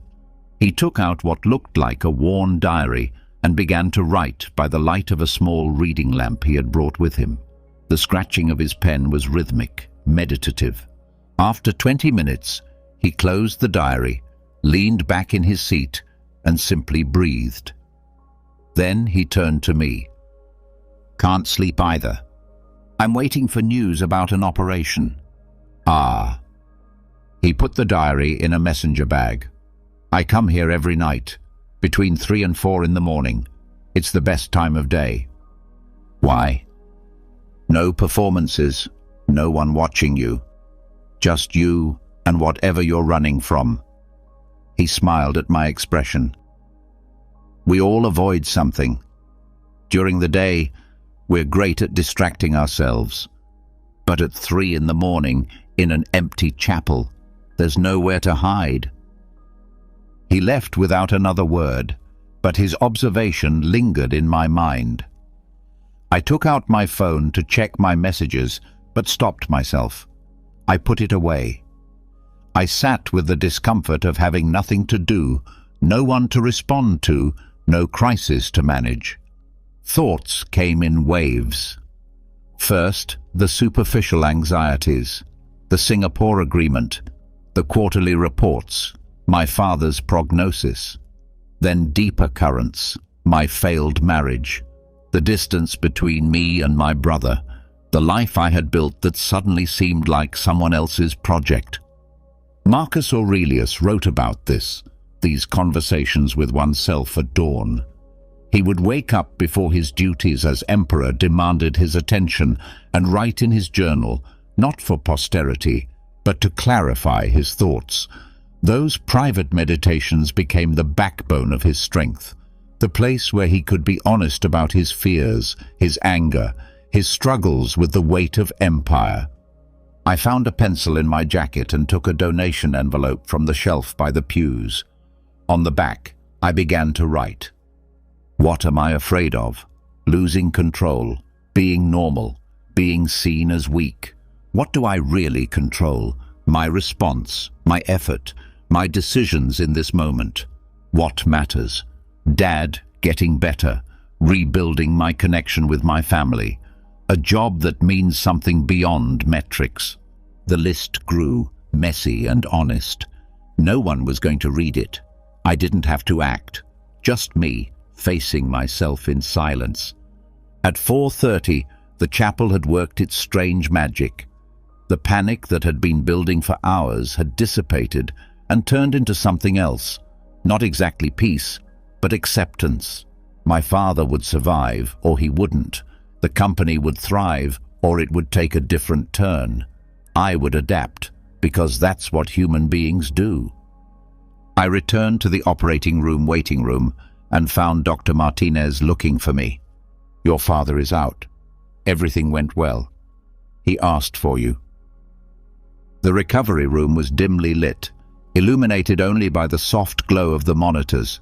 Dad looked smaller, older, but his eyes were alert when I approached him. Hello, warrior, he said hoarsely. Hello to you too. You gave us a scare. I scared myself. He pointed weakly to the glass of water. I helped him take small sips. I had time to think in there. Anesthesia is strange. You go in fighting and come out at peace. What were you fighting against? Time, mortality, the usual. He looked at me intently. You're different, calmer. I've learned a few things. From your Chinese friend? I smiled. From other people, even from you. From me? I was unconscious. You told me to stop fighting so hard. I've been thinking about that. He squeezed my hand with surprising strength. All your life you've been at war with something, even as a child. You always had to conquer the playground, the classroom, the competition. It was exhausting to watch you. I learned from the best. No. His voice sharpened. I fought because I had to. I was an immigrant, with no money, with kids to feed. You fight because you don't know how to stop. There's a difference. The truth hurt. He was right. I had inherited his work ethic, but not his wisdom about when to use it. He knew when to push and when to let go. I only knew how to push. The papers, he said suddenly. In the safe. My will, yes, but also some letters. One for you and one for your brother. I wrote them after Mum died, about what I learned too late. Dad, these aren't deathbed confessions, just observations about the cost of certain victories, the price of never stopping long enough to ask yourself why you're running. A nurse came to check his vitals, and I left. The hallway was starting to come alive with the morning shift change, but instead of immediately checking my phone, calling Sarah, and diving back into the whirlwind, I found a quiet corner with a window overlooking the city. The sun was beginning to rise, painting the buildings a soft golden color. Somewhere in those towers, people were already at their desks, beginning their daily battles. I would be back there very soon. But for now, for those few minutes, I could just stand there, alone, but not lonely, still, but not stagnant. This was what Mrs. Chen had tried to show me in her garden, what Marcus Aurelius knew in his tent on the Danube frontier, what all Stoics discovered. Strength is not only built in conflict, it is forged in stillness, in those moments of silence when you stop acting and start being. My phone vibrated. Probably Sarah. Maybe the clients in Singapore. No doubt the world demanding my attention. I let it ring. 3 weeks after my father's operation, I found myself sitting on the back porch of his house, watching him tend his tomato plants. He moved slowly, deliberately, talking to each plant as he searched for aphids and adjusted the stakes. The man who had once run 3 restaurants at once now spent 45 minutes examining 12 tomato plants. "You're going to burn a hole in my head with that stare," he said without turning around. "I'm just watching you work." "This isn't work." He plucked a sprout between 2 branches. "Work is what I did for 40 years. This is something else." I had been spending every morning before going to the office, at first to see how he was recovering, but increasingly just to sit in that haven of peace before plunging into the corporate maelstrom. Sarah thought I was going through a midlife crisis. My brother thought I was trying to secure a larger inheritance. Neither of them understood that I was learning something I couldn't yet put into words. "Try one." Dad handed me a cherry tomato, still warm from the morning sun. The flavor exploded in my mouth. Bright, complex, nothing like the pale spheres from the grocery store. I must have made a face, because Dad laughed, really laughed, for the first time since the operation. It's simple, isn't it? Seeds, soil, sun, water. But when you pay attention... He shrugged, a gesture that said it all. That afternoon, I cancelled a lunch meeting and went to eat a sandwich in the park across from my office. No email, no phone calls, just sitting on a bench with a turkey sandwich and watching. A mother was teaching her young son how to feed the pigeons. An old man was practicing Tai Chi with ceremonial slowness. Two teenagers were sharing headphones and swaying to music I couldn't hear. When had I stopped noticing these things? Marcus Aurelius wrote about the satisfaction he found in breaking bread properly, in figs opening as they ripened, in the foam on a wild boar's mouth. Strange examples, but I was beginning to understand. The emperor who could command legions found joy in observing the crust of bread. The most powerful man in the world cultivated happiness in everyday textures and phenomena. That night, instead of staying late at the office, I went home and cooked. I really cooked. I didn't reheat or order food. Just pasta with garlic and oil, the recipe my mother had taught me decades ago. The garlic sizzled and browned. The pasta water bubbled like a small sea. Such ordinary alchemy, but I had been too busy optimizing my life to actually live it. Sarah came home and found me eating at the dining room table instead of standing at the kitchen counter reviewing reports. "What's so special?" "It's Tuesday." She looked at me suspiciously. "You've been weird lately." "Weird how?" "Present, available. It's unsettling." But she said it with a smile as she served herself. We ate in near silence, but it was a comfortable silence. The kind that had once been impossible for me to bear because of my restlessness. When she mentioned her sister's birthday next month, I listened to her instead of mentally reviewing my commitments. "We should go," I said. "To Phoenix? You hate Phoenix." "I hate the heat, but your sister makes excellent cakes." Sarah put down her fork. "Who are you, and what have you done to my husband?" The question haunted me during my morning meditation with Mrs. Chen. We were working in her garden. She insisted that meditation could involve movement when she asked me what I was discovering. "I think I've been confusing deprivation with discipline." She paused in her weeding. "Go on." The Stoics weren't ascetics. They didn't reject pleasure. They just didn't depend on it. Seneca was rich. Marcus Aurelius had the imperial palace. They enjoyed those things without being slaves to them. And you? I've been so focused on being strong, on moving forward, on achieving things, that I've forgotten why any of it matters. I was so busy climbing that I didn't notice the view. He handed me a basket of green beans. "Cut off the ends. Meditate while you do everyday tasks." The repetitive motion was relaxing. Cut, drop, pick up the next one. No goals to achieve, no need to optimize, just the simple satisfaction of preparing food. "Your Western philosophers," he said, "understood something that my tradition also teaches. Joy does not lie in the extraordinary. It lies in paying attention to the ordinary." That weekend, I suggested to Sarah that we walk to the market instead of taking the car. She looked at me as if I had suggested traveling by covered wagon, but she agreed. The walk took 40 minutes. We noticed things. A house being renovated, children playing hockey in the street, an elderly couple holding hands on their porch.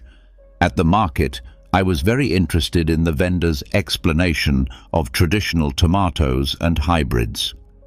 Sarah bought too much corn because the farmer's daughter was charming. We carried the bags home through different streets just to see new things. "This is nice," Sarah said, hooking her arm through mine. "What part?" "Everything.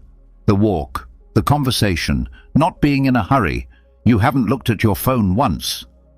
She was right. My phone was silent in my pocket. its demands temporarily irrelevant. The Singapore deal would close or it wouldn't. The quarterly reports would be favorable or require adjustments. But this morning, this walk, the weight of the fresh produce and my wife's hand on my arm, that was real, immediate, enough. Epictetus taught that wealth does not consist in having great possessions, but in having few needs. I had read it a dozen times without understanding it. Now, carrying corn and tomatoes through our neighborhood, I began to understand. Mental strength was not just about enduring hardship, but about being strong enough to be satisfied, to resist the insatiable hunger for more, to find enough in the simple passage of an ordinary day. Monday arrived with its usual arsenal of crises. The Singapore deal hit a snag. Regulatory issues no one had anticipated. The board wanted answers. 3 department heads needed decisions. But something had changed in my response to chaos. Instead of my usual pattern, skipping lunch, guzzling coffee, pushing on until exhaustion, I took 20 minutes at noon to walk around the block. Just walking. Not to clear my head and think better, not to take calls while I walked, just to feel the sun on my face and watch the rhythm of the city. Tom found me sitting on a bench, watching pigeons fight over a pretzel that had fallen on the ground. "The Singapore team is waiting for your call." "They can wait 5 more minutes." He shifted uncomfortably. "The deadline for submitting the regulatory documentation. It'll still be there whether I take this walk or not." I watched a pigeon execute a particularly ingenious flanking maneuver. Did you know that pigeons can recognize themselves in mirrors? Self-awareness in a creature we consider a pest. Tom looked at me as if I had started speaking ancient Greek, which, in a way, I had. After all, the Stoics wrote in Greek. Back at the office, I handled the Singapore crisis with unusual calm. When the lead lawyer started catastrophizing about the worst-case scenarios, I interrupted him. What can we actually control here? Silence. Then, little by little, we began to list the controllable aspects. Our response to the regulators, the quality of our documentation, the transparency of our communication. Not the final decision, not the timeline, not the market reaction, just our own actions, executed with excellence. That's all we focus on, I said. Everything else is noise. The meeting ended in half the usual time. Solutions emerged once we stopped fighting circumstances beyond our control. That night, Mrs. Chen introduced me to Marcus Aurelius's concept of the bird's eye view, imagining yourself rising above to see problems from a cosmic height.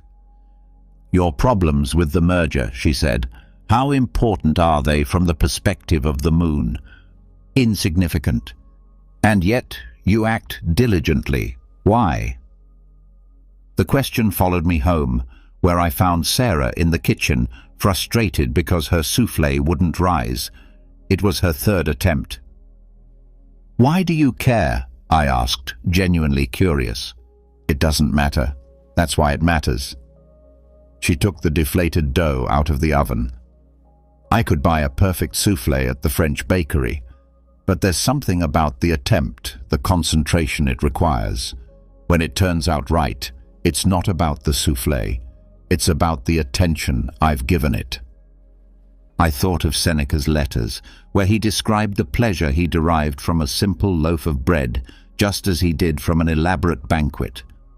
Not because he couldn't afford anything better, but because he had trained himself to find satisfaction in the act of eating, not in the luxury of what was being eaten.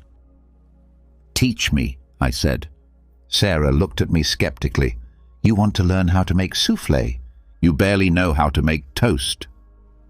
"Then first, I'll learn how to make proper toast." We spent the next hour making toast, just toast. The right temperature, the perfect browning, the optimal distribution of butter.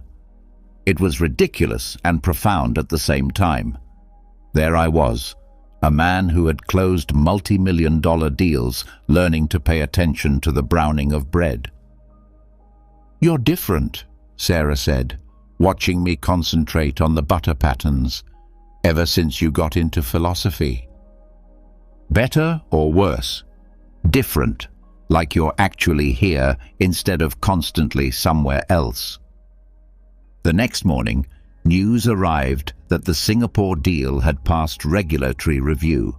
Tom burst into my office, expecting a celebration, champagne, the usual victory dance. Instead, he found me watering the little succulent Sarah had given me months ago, which, to my surprise, was still alive despite my neglect. "We did it," he announced. "We did our part. The rest just fell into place." His enthusiasm faded, confused. "Aren't you happy?" "Yes, but not because the deal is closed. Because we handled the process with skill and integrity. The outcome was never really up to us." I could see that he was struggling to understand this logic. Success was supposed to be synonymous with happiness. That was the formula we had all memorized. But Marcus Aurelius had warned against this equation. How many troubles does he avoid who does not look at what his neighbor says or does? During lunch, which I ate sitting in the park, I watched office workers rush by, eating as they walked, talking on the phone, their faces tense with urgency. I recognized myself in their hunched shoulders and fleeting glances. Always rushing to the next thing, never getting anywhere. A message from Sarah. "Rose soufflé. I'll send you a photo." The image showed a golden creation with a perfect dome. But her follow-up message was more important. "It deflated while cooling, but it's delicious. The joy is in the process." This is what Epictetus meant when he spoke of the discipline of desire. Not the elimination of desires, but the ability to desire what you have. Finding the feast in simple food, the achievement in the attempt, the richness in the attention itself. That afternoon, reviewing contracts that normally bored me to tears, I found a strange satisfaction in the precision of the language, in the architecture of the agreements. The work itself hadn't changed. What had changed was my presence in it. Mrs. Chen would later tell me that this was the deepest level of Stoic practice, not just enduring hardship or maintaining virtue, but actively cultivating joy in whatever task life presented. "The strong person," she quoted from her well-worn translation of Marcus Aurelius, "is the one who can find happiness in any circumstance, because happiness resides in one's response, not in the circumstance itself." The quarterly review came like a storm that everyone saw coming, but no one could avoid. The partners from the Hong Kong office arrived by plane, their faces carefully impassive as they entered the boardroom. I had been through dozens of these situations, but this one was different. Word had leaked out that they were unhappy with my philosophical experiments, which were affecting team dynamics. Richard Lamb, a senior partner and a man who could make you feel small just by raising his eyebrows, opened the folder with theatrical slowness. "James, your numbers are good. The Singapore deal is exceptional, but we have some concerns." There it was, the criticism sandwich: praise, evisceration, encouragement. "Your team reports that you've become distant, less motivated. Some say you're losing your edge." He read from his notes, quote, "James used to fight for every advantage. Now he just accepts things." Another, "He's gone soft, talking about virtue instead of victory. The old me would have gone on the defensive, listing achievements, questioning sources, deflecting blame. Instead, I pulled out my notebook, where I had been copying Stoic passages, and jotted down all the criticisms as he spoke. Richard paused, confused. "Are you taking notes?" "You're holding up a mirror to me. It would be foolish not to look." Tom shifted uncomfortably beside me. I could feel his anxiety radiating like heat. But there was something liberating about treating criticism as data rather than an attack. "Aren't you going to respond?" Richard asked, increasingly confused. "To what? If the observations are accurate, they're useful. If they're not, they're still useful because they show me how I'm perceived compared to my intentions. Either way, it's valuable information." Richard exchanged glances with the other partners.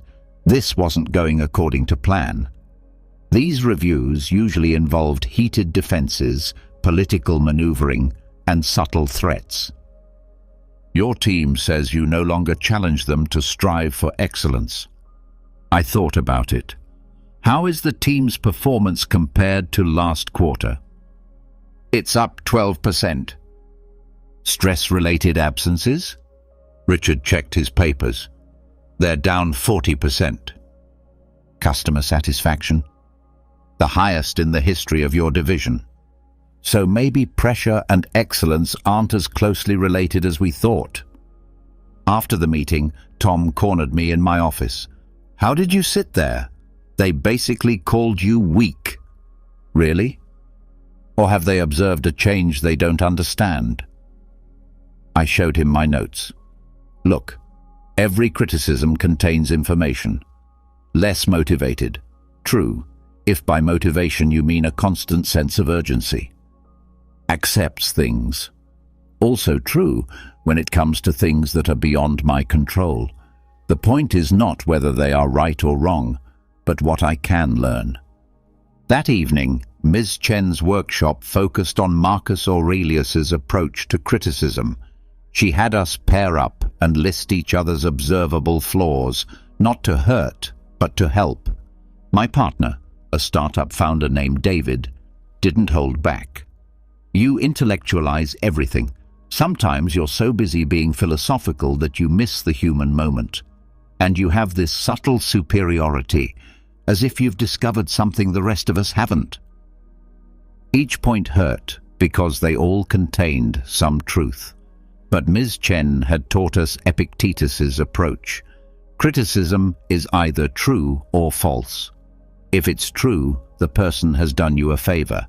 If it's false, they've only hurt themselves with their poor judgment. "The mirror of others," she explained, "shows us angles we cannot see ourselves. The fool breaks the mirrors that show him unflattering reflections. The wise man adjusts his appearance." I thought of Marcus Aurelius writing in his private journal, constantly examining his own failures, criticizing himself more harshly than any enemy. Not out of self-hatred, but out of a commitment to improvement. At home, I asked Sarah to give me her honest opinion about my changes. She put down her glass of wine and looked thoughtful. "You're calmer, which is good in general. But sometimes your calmness seems like distance, like you're observing life rather than living it. And this acceptance thing. Sometimes I want you to get angry with me, to care enough to argue." "Does arguing mean you care?" "No, but total equanimity can come across as indifference." Another point of view I couldn't see. I had been so focused on reducing emotional reactivity that I may have dampened emotional connection. The next day, I implemented changes based on the feedback. With the team, I remained calm but added more engagement, asking about their challenges rather than just accepting their reports. With Sarah, I practiced what Marcus called sympathia, feeling with others while maintaining inner stability. Richard Lamb called that afternoon. "Your response yesterday, was that some kind of negotiation tactic?" "No, no tactic, just Stoic practice. You offered observations. I received them. Most people defend themselves. From what? From words? from opinions? Marcus Aurelius wrote that we suffer more in our imagination than in reality. Defending ourselves from criticism only doubles the suffering, first from the words, then from our resistance to them. Silence on his end. Then, the partners want to know if this philosophy is scalable. Could others learn it? Anyone can learn it. Whether they do depends on their willingness to see themselves clearly.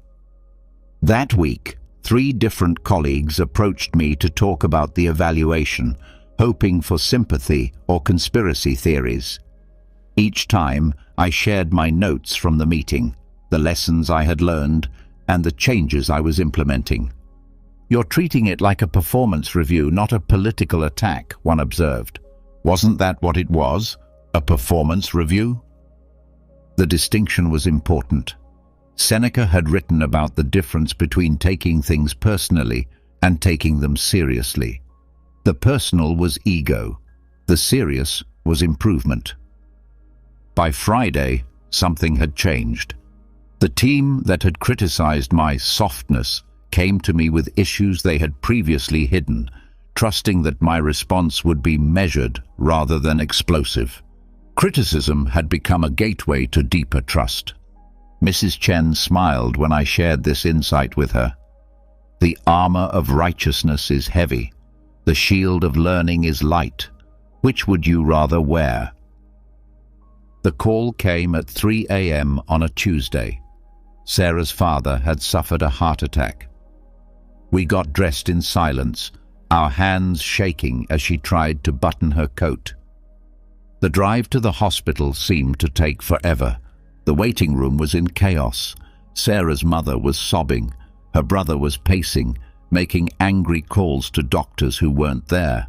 Sarah was frozen, clutching my hand so tightly it hurt. I found myself thinking about the pond behind Mrs. Chen's workshop. How, even when the wind whipped its surface into waves, if you looked deep enough, the water remained calm. The surface responded to every gust, but the depths remained still. "He's stable," the doctor finally announced. "Critical, but stable." Sarah's family erupted. Relief, questions, demands. I felt the familiar urge to match their energy, to join the emotional turmoil. Instead, I took a deep breath and found that quiet place Marcus Aurelius spoke of, the inner citadel that external events cannot penetrate. "What do you need?" I asked Sarah quietly. "I don't know. Everything is spinning." "Then we'll stay still until it stops." Over the next few days, I became the family's anchor, not with grand gestures, but with steady calm. When Sarah's brother wanted to get angry at the doctors, I asked specific questions about treatment plans. When her mother catastrophized about the future, I focused on the medical facts of the present. When Sarah swung between hope and despair, I stayed steady in the center. "How can you be so calm?" she asked me one night, exhausted. "Don't you care?" Worrying and panicking are different things. The pond can reflect the storm without becoming it. At work, the crisis continued in a different form. Our largest client was threatening to terminate the contract over a service failure that had occurred before my changes. The old me would have rushed to control the damage. Frantic meetings, emergency protocols, visible signs of concern. Instead, I called a single meeting. "The client is upset," I stated simply. "They have reason to be. We didn't deliver what we promised. Those are the facts. Now, what steps can we take?" Tom started explaining whose fault it was. I raised my hand. Blame is in the past. Solutions are in the present. We outlined clear steps, acknowledgement of the failure, a specific remediation plan, and preventive measures for the future. No drama, no finger-pointing, just a calm assessment and response. Richard Lamb attended the meeting with the client. I watched him as he watched me present our response.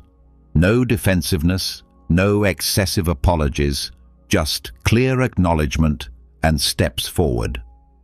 "You're not trying to control their emotions," he observed afterward. "I can't control their emotions. I can barely control my own. All I can do is present the truth clearly and let them respond as they will." The client stayed. Richard's report to the partners included the phrase supernatural calm under pressure. Supernatural, beyond the natural. But Epictetus would have laughed at that. There is nothing more natural than a mind that chooses its own climate, regardless of external conditions. That evening, Ms. Chen led us through a meditation she called the practice of the still pond. We sat by her pond, the autumn wind creating ripples on the surface. "Look," she said, throwing a stone into the center. The circles spread outward, but within seconds, the surface began to calm. The pond does not resist the disturbance. It accepts it and then returns to stillness. This is not passivity, it is resilience. First, she had us practice with small pressures, holding an ice cube while keeping our breathing calm, listening to discordant music while keeping our faces relaxed. Then, more difficult challenges, sharing our deepest fears while others listened without responding, maintaining our composure while she criticized our life decisions. Calmness, she explained, is not the absence of pressure. It is the presence of choice. You choose your inner climate. I thought of Seneca, Nero's advisor, who maintained philosophical calm while navigating the lethal politics of Rome. Of Marcus Aurelius, who wrote meditations on peace while leading armies at war. They did not live in peaceful times, but they created peaceful minds. Sarah's father was slowly improving. Each day brought new complications, new fears. Her family's emotional temperature rose and fell with each update from the doctor. I learned to be the thermostat, not the thermometer, to maintain a constant temperature rather than reflect the chaos in the room. "You're different," Sarah said to me one night. "It's like you found a secret source of calm." It's not a secret. It's an ancient one. The Stoics knew that agitation doesn't improve anything. If action helps, act. If only time helps, be patient. But dwelling on anxiety doesn't help anything and exhausts everything. She leaned on me. "Sometimes I want you to go crazy with me, to show that you're human. Being human doesn't require being chaotic. Maybe being truly human means choosing peace when everything invites panic." The work crisis was resolved. The health crisis stabilized. But I knew there would be more. There always had been. The difference now was my relationship with pressure itself. It was like time passing over a pond, not like a rock thrown into its depths. Tom took me aside after a particularly tense board meeting where I had maintained my composure despite aggressive questioning. "Teach me," he said simply. "Whatever it is, I need it." "Start with a decision," I told him. "Decide that your inner state is yours and that you control it, regardless of external pressure. Then practice. Every little moment you choose calm builds the capacity for bigger moments." The seasons changed without asking permission.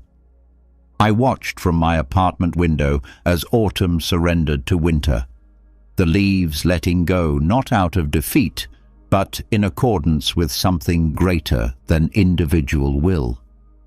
Ms. Chen had assigned us the task of observing nature for an entire week without interpreting anything, just observing. "Nature is the first teacher," she had said. "Before books, before philosophers, there was the world showing us how to be." I started with the obvious patterns. The sun rose, the sun set, the tide rose, the tide fell. But the more I looked, the more I saw an intelligence at work, not conscious planning, but an inherent wisdom in how things unfolded. The river did not debate its course. The birds did not hold meetings to decide on migration. Everything moved according to its nature, and in that movement it found its place. Marcus Aurelius had written extensively about this. Everything harmonizes with me. What is harmonious for you, O universe? Nothing is too early or too late for me if it is in its proper time for you. At first, I thought this was passive resignation. Now I understood it differently.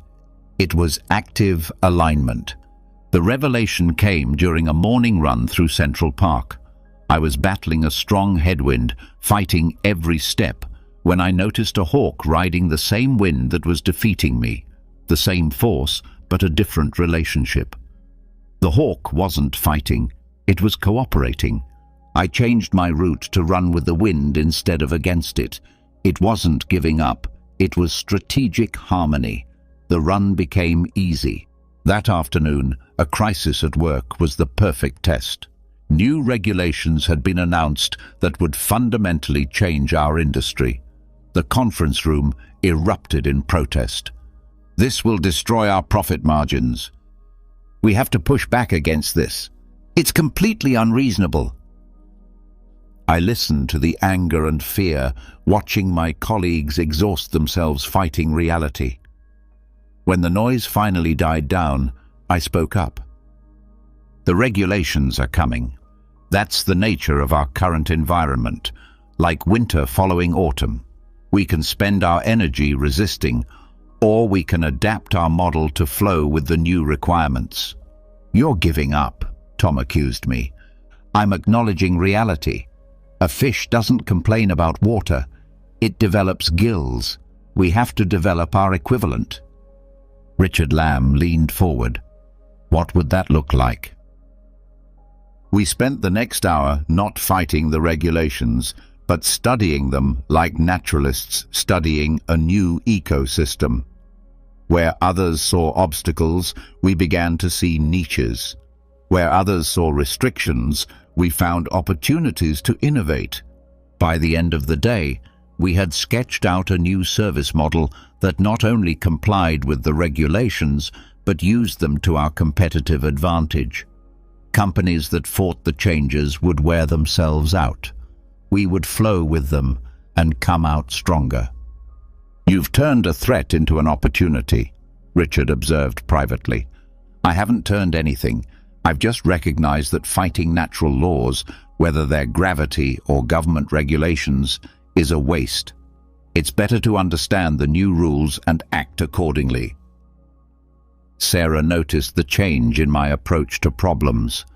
Her father's illness had taught us both that there are forces beyond our control, but she still rebelled against the injustice of it all. It shouldn't be this way, she said after another difficult hospital visit. According to whose design? Illness is also part of nature. So is healing, and death, and pain.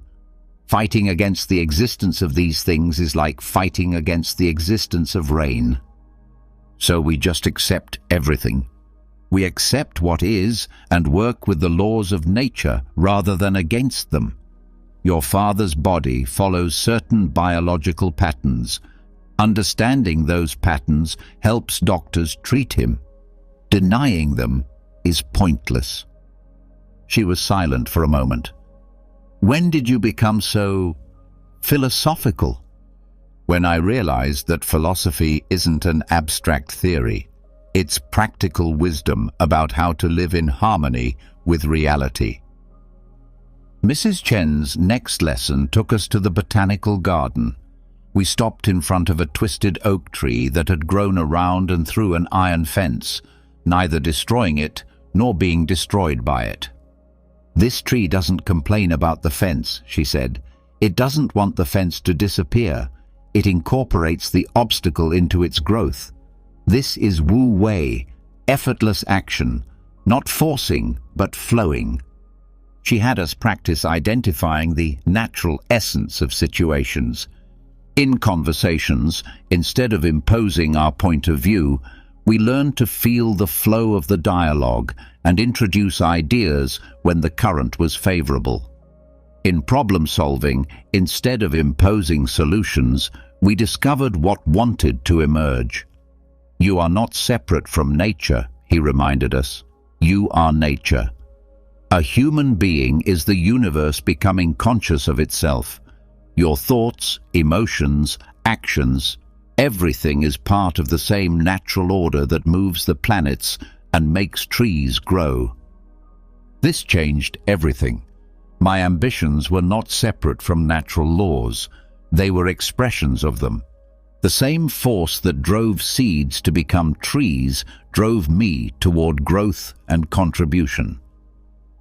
But just as the seed did not strive to become a tree, I did not need to strive to achieve my goals. I needed to understand the natural conditions for growth and align myself with them. Epictetus had said that we were actors in a play we had not written. Our role was to play our part well, not to rewrite the script. But playing our part well meant understanding the nature of the play itself. The invitation to the charity gala arrived on expensive paper with gold lettering embossed on it. Richard Lamb's annual fundraiser, $5,000 a plate, formal attire required. The old me would have seen it as a goldmine for networking, a chance to rub shoulders with the city's financial elite. Now, as I prepared for the event, I wondered what wealth really meant. The ballroom sparkled with more diamonds than stars. Conversations revolved around acquisitions, stock portfolios, and vacation homes in the Hamptons. I moved through the crowd, not touching the champagne, observing the peculiar poverty of abundance. "Marcus!" Richard's voice boomed across the room. He was standing with a group of executives, among them Harold Morrison, whose fortune regularly graced the covers of magazines. Harold was telling us about his new yacht, 60 feet. Harold launched into details, but his eyes showed a strange emptiness. Between descriptions of Italian leather and German engineering, he mentioned his third divorce, his estranged children, his inability to sleep without medication. "You seem to have it all," I said when he finished. "Everything money can buy," he corrected, and the sadness of that distinction hung between us.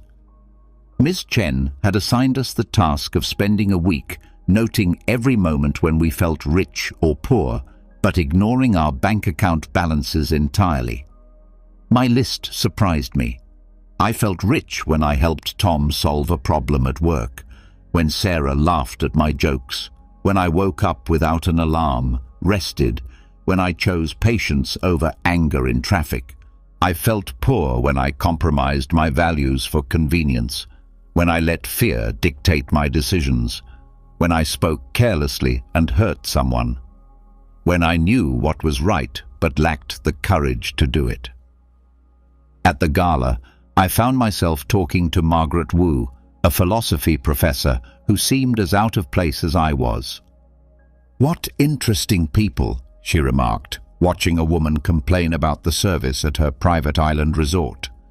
"Different definitions of prosperity," I replied. She smiled. "Seneca owned vast properties, you know. He was one of the richest men in Rome, but he said that true poverty wasn't having too little, it was wanting too much. He practiced voluntary poverty regularly, sleeping on hard floors, eating simple meals, to prove to himself that his wealth didn't own him. Did it work? He died with complete serenity, following Nero's order to commit suicide. He lost everything, his property, his position, life itself, and yet he maintained his philosophical calm. I would say that his true wealth remained untouchable." A commotion near the bar caught our attention. Harold Morrison had collapsed, clutching his chest. Paramedics arrived quickly, and as they carried him away on a stretcher, I heard him gasping, but not for his yacht or his portfolios. He was calling for his children. The party resumed awkwardly. Richard found me later on the balcony looking shaken. Harold had had warnings before. Stress, they say. The man has everything, but he can't stop acquiring more. It's as if he's trying to fill a hole that keeps getting deeper. Maybe he's using the wrong currency. Richard raised an eyebrow. Think about it, I continued. If your wealth is external, you'll never have enough, because you can always lose it. The market crash, theft, age, death. It all disappears. But if your wealth is internal, your character, your wisdom, your ability to maintain peace regardless of circumstances, that's yours forever. Philosophy is all well and good, Marcus, but it doesn't pay the bills. I'm not suggesting we ignore material needs. I'm saying they're not wealth, they're tools. A hammer isn't carpentry. Money isn't prosperity. What matters is what you build with it. The next day, Ms. Chen asked us to make an inventory of our true assets. Not stocks or properties, but qualities that couldn't be taken away from us. My list grew throughout the week. The ability to remain calm under pressure, developed through months of morning meditation. The knowledge gained from books that have shaped my thinking. Relationships built on trust rather than transactions. Skills acquired through deliberate practice. Resilience gained by facing my fears. The peace I found in accepting what I couldn't control. Tom noticed my change in relationship with money. You used to check your wallet every hour. Now I don't think I've seen you look at it in weeks. It's there, doing what it needs to do. But my real wallet, my investments in my character, those need daily attention. Sarah's father passed away that Thursday. Sitting with her in the hospital chapel, I understood wealth in a new way. Her father had been a janitor and never earned more than $40,000 a year. Yet the chapel was overflowing with people whose lives he had touched, former students he had encouraged, colleagues he had helped, neighbors he had served. He was rich, Sarah whispered through her tears. Very rich. The richest, I agreed. Mrs. Chen's final lesson on wealth was simple. Every night, count your coins, not the metal ones, but the moral ones. Have you increased your courage today? Have you practiced justice? Have you exercised wisdom? Have you shown discipline? These things are valued forever. Everything else depreciates the moment you acquire it. I began to evaluate decisions differently. Would this choice make me richer materially, but poorer spiritually? Would this commitment bring me financial gain, but cost me my character? The algorithm was clear. True wealth was accumulated through virtue, multiplied through practice, and, unlike material goods, increased in value when shared with others. The foreclosure notice arrived on a Tuesday. It wasn't for me, but for James, my former partner, who had mortgaged everything in a company that collapsed when its largest customer defaulted on its payments. He was sitting in my kitchen, his hands wrapped around a cup of coffee he wasn't drinking. 20 years of work, gone. The house, the cars, the retirement plans. Everything was collateral. His voice broke. I don't know who I am without that. I remembered Mrs. Chen's words from the previous month. Hold everything like water in cupped hands, gently, gratefully, willing to let it flow. You're the same person you were before you had those things, I told him. The house didn't make you generous. The cars didn't make you smart. You already had those qualities, and they were what earned you the rest. That's easy for you to say. You haven't lost everything. She was right. I hadn't lost everything. Not yet. That week, Mrs. Chen introduced us to an exercise she called practicing dying. It wasn't morbid, she insisted, but practical. Each day, we were to mentally let go of something we valued. Monday, imagine losing our job. Tuesday, our health deteriorating. Wednesday, a loved one passing away. Not to attract disaster, but to prove we could survive it. The Stoics called it premeditatio malorum, she explained. But I prefer to think of it as training for liberation. Every attachment you let go of is one less chain. Tom found the exercise very difficult. I can't imagine losing my children. I don't even try. You're not imagining losing love, Mrs. Chen corrected him. You're imagining losing control. Your children will grow up. They will change. They will make decisions you wouldn't make. The more you hold on to them, the more you will both suffer. Love them intensely, but let them go. My own test came sooner than expected. The startup I had invested so much in, both money and hope, sent a terse email. Immediate cessation of operations. $40,000 gone. And what was more painful, the vision I had built around being one of the first investors in the next big thing evaporated.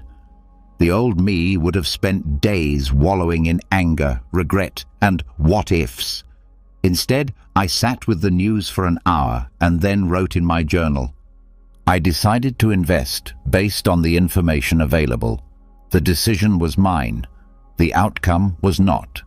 I learned about due diligence, market dynamics, and my own risk tolerance. The lesson cost me $40,000, a lot of money, but it's a lesson for life.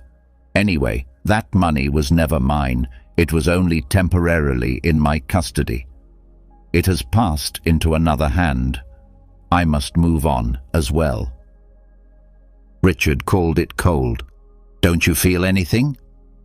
I feel disappointed. But disappointment isn't devastating unless I make it so.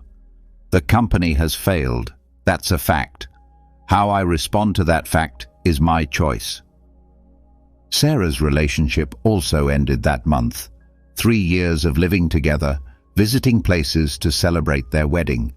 She found him with someone else, in her apartment, in her bed. The betrayal was painful, but seeing her get through it taught me what true detachment is. I can't stop thinking about the plans we made, she said as we drank wine. The house we were going to buy, the names we were going to give our children, the trips we had planned. It's like mourning people who never existed. You're mourning the illusion of control. You thought you could plan the future, but the future is never guaranteed. It never is. Then what's the point of planning anything? Plan the archer's stance, not the arrow's destination. Plan your effort, your values, your daily practices. Build a life that is good, regardless of who is in it or what you have. Then whatever comes will be a bonus, not a necessity. Ms. Chen shared a story about a Zen master whose barn burned down. His neighbors lamented his misfortune. He replied, "We'll see." His horse ran away. "How awful!" they exclaimed. "We'll see," he replied. The horse returned with other wild horses. "How wonderful!" they exclaimed. "We'll see." His son broke his leg, breaking them in. "How awful!" "We'll see." The broken leg exempted his son from military service. "How lucky!" "We'll see." The master understood that events are just events, she explained. Our labels, good, bad, luck, disaster, are attachments we add. Reality is always neutral until we color it with our opinions. I started practicing with small things. My favorite coffee shop closed, an inconvenience but not a catastrophe. A presentation I had perfected was cancelled, an effort redirected, not wasted. Each small release gave me strength for bigger ones. The ultimate test came through my father. Stage 3 diagnosis, 6 months of optimism. The man who had taught me to fish, to drive, to shake hands firmly, reduced to treatment schedules and probability statistics. "I'm not afraid to die," he said during chemotherapy. "I'm afraid of being forgotten." Your influence lives on in all the people you've touched. All the lessons you taught me, I teach to others. That's immortality. Not your body, but your impact. He smiled weakly. "When did you get so philosophical?" "When I learned that everything I can lose was never really mine, but everything I've learned, everything I've become because of you, that's mine forever. Cancer can't touch that." The months that followed stripped away any illusion of control. Dad's good days and bad days came and went without pattern. The treatments worked, then stopped working. Hope rose and fell like the tides. But I learned to hold on to even hope without clinging to it, appreciating its presence without depending on its permanence. Dad's painkillers stopped working in the 4th month. I watched him cling to the rails of his hospital bed, his knuckles white, breathing between waves that swept across his face like storm fronts. "They can increase the dose," I offered. "Not yet." His voice came out between clenched teeth. "The pain tells me I'm still here, that I'm still fighting." The nurse looked at me with professional sympathy. Many patients resist medication. They believe that suffering makes them strong. But Dad's approach went beyond simple stubbornness. Between waves of pain, he explained to me, "Pain is information. It's my body talking. If you silence it completely, I lose that conversation." Mrs. Chen understood when I told her. "Your father understands what most people don't. Pain is not the enemy. It's the resistance to pain that creates suffering." That sounds like semantics. "Watch." He placed his hand over a candle flame and slowly lowered it. "Right now, I feel heat, then discomfort, then pain." He held it there, steady. Pain is just a sensation, nerve signals firing. But watch what my mind does. "This is dangerous. Pull it away. You're hurting yourself." Panic, projection, story. That's suffering. Pain itself, just data. He withdrew his hand, unharmed. A blacksmith doesn't fear fire. He knows exactly how much heat the metal needs, how long to hold it, when to strike it. Pain is his companion, not his enemy. Tom's divorce taught him this lesson in another way. "The lawyers are killing me," he complained after another brutal statement. "They're bringing up every mistake, every argument, every failure as a husband." "Good." He stared at me. "Good? This is torture." "It's a forging process. Every accusation they make, true or false, is heat and pressure. You can let it break you, or you can let it reveal what you need to strengthen. What hurts you the most?" "When she says I was absent, that I chose work over family." "Was she wrong?" His silence was the answer. "Then the pain is real. It's showing you exactly what you need to work on. Not for the divorce, that ship has already sailed, but to become the person you want to be." I discovered my own inner toughie through physical training. Sarah convinced me to try Brazilian Jiu-Jitsu, promising it would strengthen my character. The first thing it strengthened was my bruises. "You're fighting yourself," my instructor observed after I gave up again, gasping for breath. "You treat discomfort like it's an emergency." "Being strangled feels like an emergency." "No, being strangled is just pressure on your carotid artery.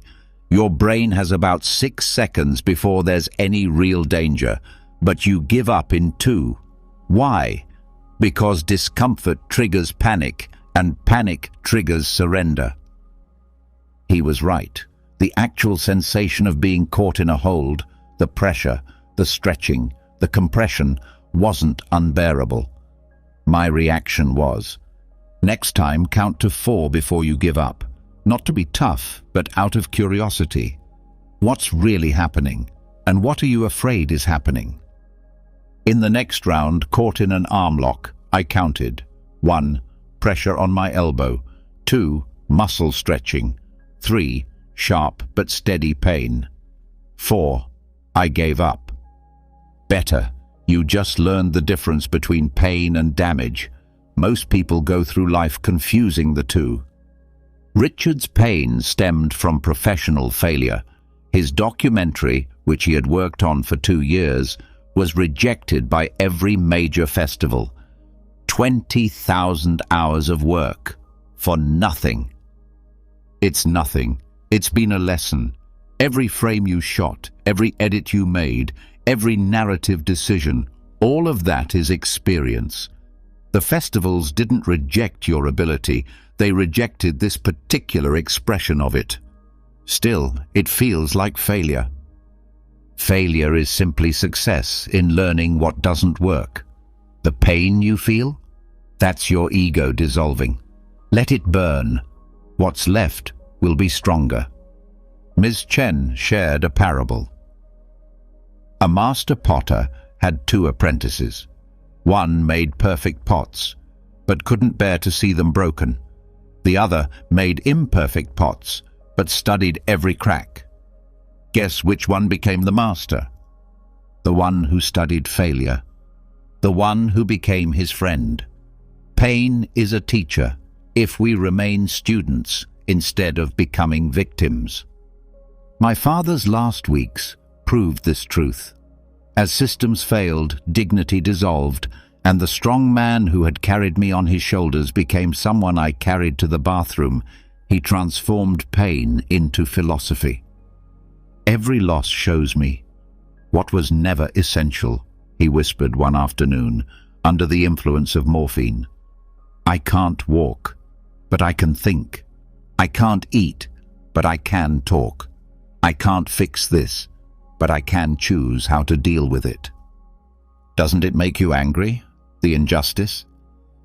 Justice is a childish idea. Life promises experiences, not comfort.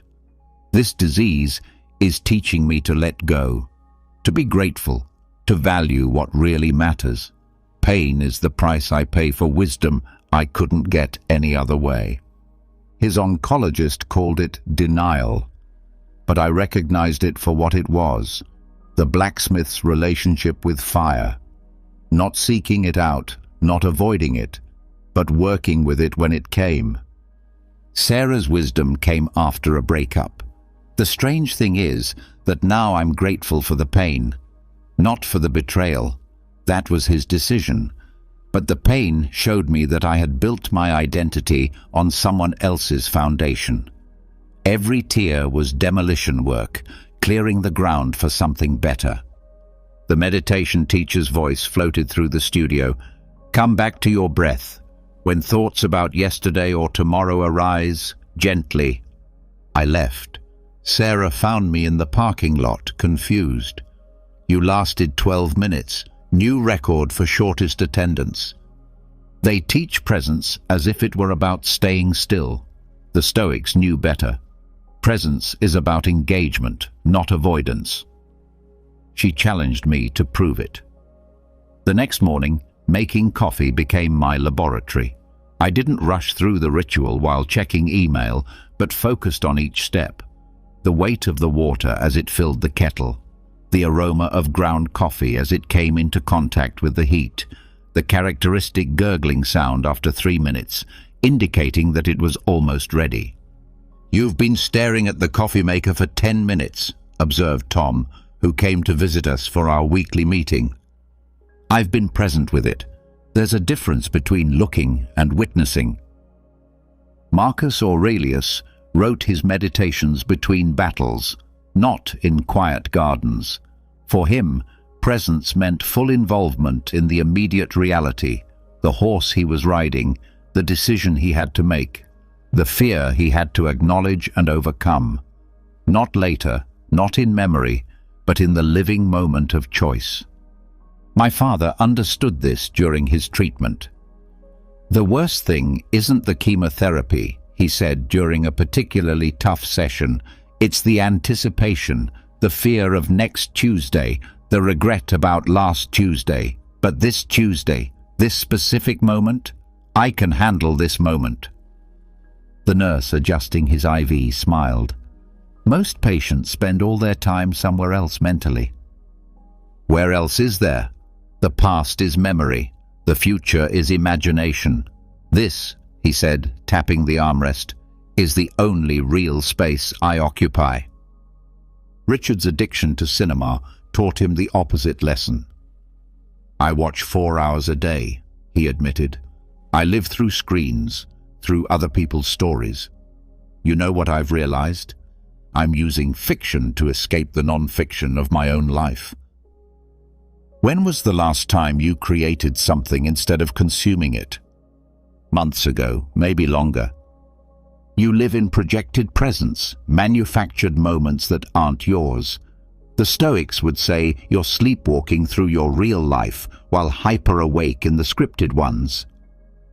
Ms. Chen shared her practice during our Thursday tea.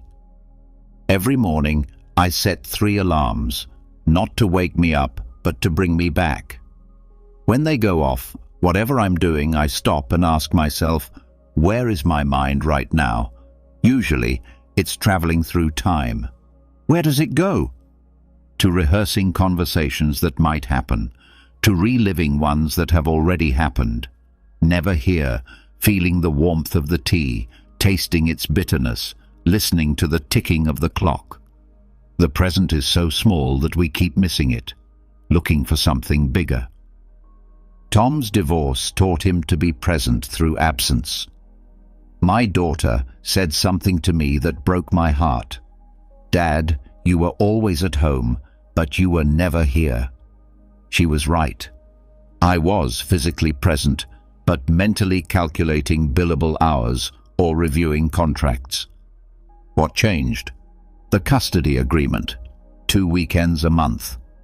Suddenly, scarcity created presence. Every hour became precious because it was finite. I stopped multitasking during the time I spent with her. No phone, no thinking about work, just giving my full attention to whatever we were doing. Restriction created awareness. Exactly. Limitation became liberation. When you can't take tomorrow for granted, today gets your full attention. Sarah discovered presence through rock climbing. You can't think about your ex when you're 20 feet up a rock face. You can't worry about tomorrow when the hold you're gripping is crumbling. The rock demands total presence or it drops you. She was right. Physical challenge creates involuntary attention. The body under stress calls the mind back from its wandering. On the last day Dad was lucid, he gave me the clearest instruction on presence I have ever received. "Stop preparing for my death. Stay with me while I die." I don't understand the difference. One is the future. The other is the present. I'm not dead. I'm dying. Active verb, present tense. Join me here, in this moment, in this breath, in this goodbye. Don't rehearse the pain. Experience the connection. The hospice worker later said that most families do exactly what I had been doing, living in the anticipated future loss rather than in the actual connection of the present. They practice grief before it's necessary and miss the love that's still available. My jiu-jitsu instructor extended this principle to combat. Mentally, you're always 3 moves ahead. You plan the submissions before you secure the position. Meanwhile, your opponent is working in the present moment and escaping. I try to be strategic. Strategy is for before and after. During, There are only sensations and responses.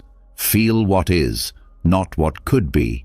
Your body knows what to do if your mind stops traveling through time.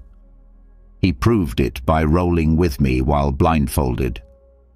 Unable to visually plan for the future, I had to exist completely in the tactile present, the pressure, the balance, the equilibrium. He submitted me faster than when I could see. Presence is intelligence.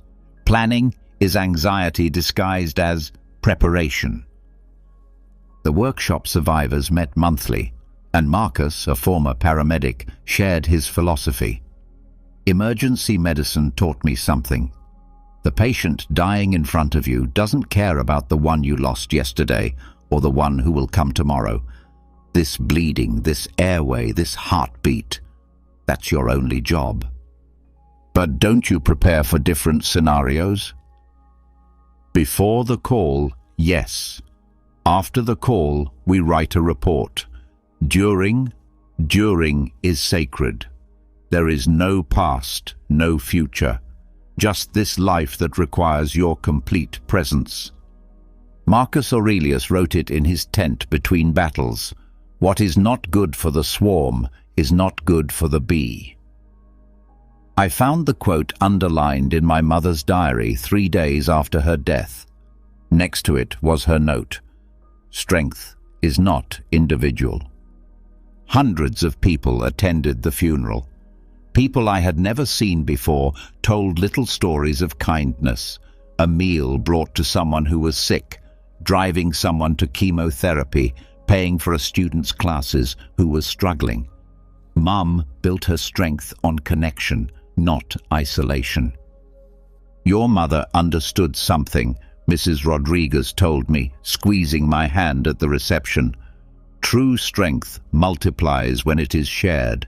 She made us all stronger by teaching us how to support each other. The Stoic book club met in the basement of the library. 8 strangers at first, united only by a curiosity about ancient philosophy. Tom started it after his divorce, not for wisdom, but for companionship. I thought Stoicism meant going it alone, he admitted during our 3rd meeting. Self-sufficiency, emotional independence, and all that. But then I discovered Heracles and his circles. The self, the family, the community, humanity. Concentric rings of concern.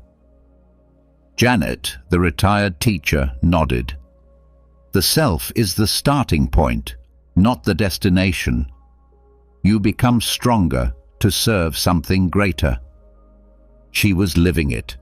30 years of teaching in disadvantaged schools, choosing difficulty over comfort. People think toughness means not needing anyone. But look at geese when they fly. They take turns leading, they line up behind each other, and they encourage each other with honks. It's natural law. We're made for interdependence. My neighbor Carl embodied this paradox. Fiercely independent, yet deeply connected. He lost a leg in Afghanistan, refused help with grocery shopping, but every winter he organized the snow removal system for the entire block. I don't need charity, he would say, and then spend 6 hours clearing the driveways of elderly neighbors. This is contributing. It's something completely different. That sounds like semantics. No, it's physics. A bridge is strong because each piece supports the weight of the entire structure. If you remove one cable, the rest has to work harder. I'm not accepting help. I'm the cable that hasn't broken yet. The Cancer Support Group revealed how individual strength becomes collective value. Margaret, in stage 4, was mentoring Jennifer, who had just been diagnosed. It wasn't toxic positivity, but honest preparation. I don't tell her everything is going to be okay, Margaret explained. I show her it can be done. My stability becomes her possibility. Her questions become my purpose. We're training partners in an unwanted marathon. Dr. Kim, our facilitator, called it borrowed strength. Sometimes you can't generate your own courage, so you lean on someone who's been through the same thing. Then later on, you become the lender. Courage circulates like money. This circulation appeared everywhere once I started looking for it. The Alcoholics Anonymous meeting, where strangers became lifelines. The gym, where injured athletes trained beginners by telling their own stories of recovery. The grief support group, where loss became a common language rather than a private exile. Isolation is the enemy of resilience, Sarah said as we drank coffee after climbing. Solo climbers get the glory, but most die alone. Teams survive. You need someone to check your knots, help you avoid falls, and share the weight of the gear. Her climbing club was a perfect example of this. Advanced climbers taught beginners, not for money, but for the good of the community. All strong climbers were once afraid at 10 feet off the ground. We remember that fear. Helping others overcome it is a tribute to all those who helped us. The morning basketball game in the park. Old guys, bad knees, pure joy. They had been playing together for 20 years, watching each other grow old, get divorced, remarry, lose their jobs, find new ones. "This is my church," Eddie said, missing another free throw. "We come, we play, we witness each other's lives. That's strength, knowing that you're seen, even when you lose." Marcus, the former paramedic, organized a practical philosophy workshop. These weren't lectures, but hands-on classes. Stoicism isn't theoretical. It's applied physics. We need labs to test these principles. We practiced negative visualization together, imagining a loss while surrounded by support. Voluntary group discomfort, cold baths, fasting, silent retreats. The shared experience transformed individual struggles into collective achievement. Alone, I gave up cold water immersion after 30 seconds, Rebecca admitted. With all of you watching, not judging, just observing, I lasted 2 minutes. Your presence became my strength. It wasn't group pressure, it was group power. The difference was important. Pressure pushes you toward other people's goals. Power supports you in achieving your own. My father's hospice room became an unexpected classroom on the power of community. The nurses, who took turns, each taught something different about coping with death. The other families in the hallway shared coffee, silence, and understanding. "Death is the ultimate community experience," said the chaplain. "Everyone you meet here is facing the same teacher. Some are further along in the lesson, some are just starting out, but no one graduates alone." My father's last weeks proved it. Friends from 40 years ago showed up with stories, meals, their presence.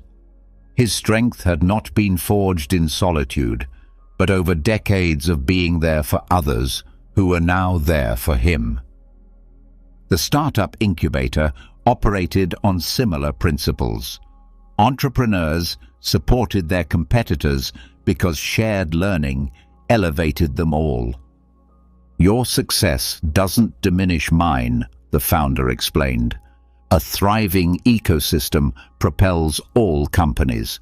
We're developing the muscle memory of the entire community." Even the toughest Stoics understood this network of connections. Epictetus, born a slave, taught that we are all fragments of a divine whole. Marcus Aurelius, emperor of millions, wrote reminders about universal citizenship. Seneca, rich beyond measure, argued that virtue without social benefit was nothing more than embellished selfishness. The trophy case in the school lobby lied. Golden promises that winning meant you were worth something, that losing meant you had failed.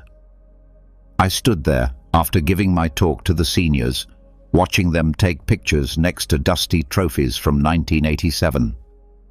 "Those kids from '87, said the janitor, walking by with his mop bucket. "Half of them are divorced, a quarter are alcoholics, and a couple are dead. But man, that year they were gods." Success, the word itself, had become poison. My investment portfolio had tripled and then evaporated in 2 weeks. The promotion I had pursued for 3 years lasted 6 months before the company went bankrupt. The marriage everyone envied ended with lawyers dividing the furniture. "You're not a failure," my therapist told me. "You're just measuring wrong. My bank account says otherwise." Your bank account measures numbers, not character. Did you act with integrity during the market crash? Did you fulfill your obligations when you lost your job? Did you behave honorably during your divorce? Marcus taught me this distinction as he rebuilt his life at age 62. He lost his construction company, his home, and his reputation after a partner embezzled him. He found work as a carpenter's assistant, earning a quarter of what he used to make. "People keep saying I'll bounce back," he said, measuring wood with expert precision, "as if this is a temporary setback before inevitable victory. But what if this is just life? What if success is showing up to cut wood when you used to own the lumber yard?" His hands, marked by 40 years of construction work, moved with the same care whether he was building mansions or fixing garden sheds. The work itself hadn't changed, only the marker. "I built a reputation over 30 years and lost it in 30 days, but my skill, my commitment, my ability to create something useful, no one can take that away from me." That week's philosophy club meeting focused on the ancient Greek concept of arete, excellence of character regardless of outcome. Dr. Williams, our moderator, asked us to make a list of our recent failures and successes and examine what remained constant in both. Jennifer's list was brutal. Successes: I got engaged, landed my dream job, ran my first marathon. Failures: my fiancé broke up with me. I was laid off after a merger. A stress fracture prevented me from running.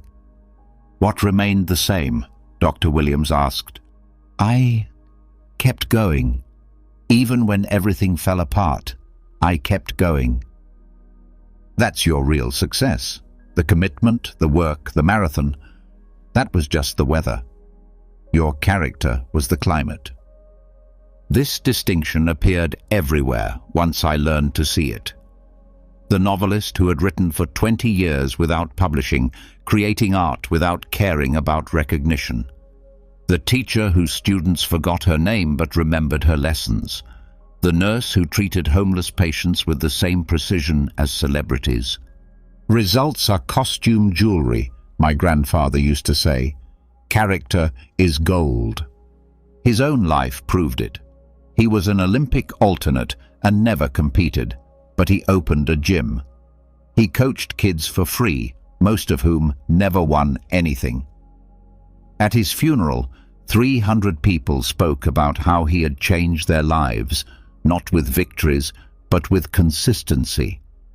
The founder of a technology company I interviewed put it very bluntly. I've started 9 companies, 6 failed, 2 broke even, and 1 made billions. The billion-dollar exit got me magazine covers, but the failures taught me who I was. Success revealed nothing. Failure revealed everything. So you would choose failure. I would choose indifference to both. Do the work because the work matters, not because of what the work might bring you. Sarah discovered this after her art exhibition was a failure. 3 years of preparation, 12 people attended, 0 sales. The next morning, she was back in her studio. Everyone asks me if I'm devastated, but I painted those pieces because they had to exist, not because they had to be sold. The exhibition was just one of many possible outcomes. The important thing was the art itself. With the walls of her studio covered in unsold masterpieces, she worked with the same intensity as when galleries called her. External validation is the weather, internal commitment is the climate. The boxing gym made it physical. Seeing the boxers train in the same way, whether preparing for championship fights or practicing sparring. The punch doesn't know if there's an audience. The footwork doesn't care about the bag. You fight the same in an empty gym as you do in Madison Square Garden, explained trainer Terry. If you need an audience to give your best, you've already lost. The work is the reward. My father's approach to his illness embodied this perfectly. Good days and bad days, hopeful prognoses and terminal verdicts. He maintained the same discipline. Exercise in the morning, reading in the afternoon, phone calls to his friends in the evening. Cancer may win, he said, but that's just the score. How I play these innings, that's the game. Even in hospice, he kept to his routine. Weakened, but not defeated. Dying, but not giving up. The nurses called him their teacher, as they learned that success was not about beating death, but facing it with dignity. The ancient Stoics called this proheresis, moral choice independent of outcome. Epictetus, a slave who was later freed, taught that external conditions were indifferent. Wealth or poverty, fame or anonymity, even life or death were merely the stage. What mattered was the performance itself. You are an actor in a play, he said. You don't choose the role, the script, or the length.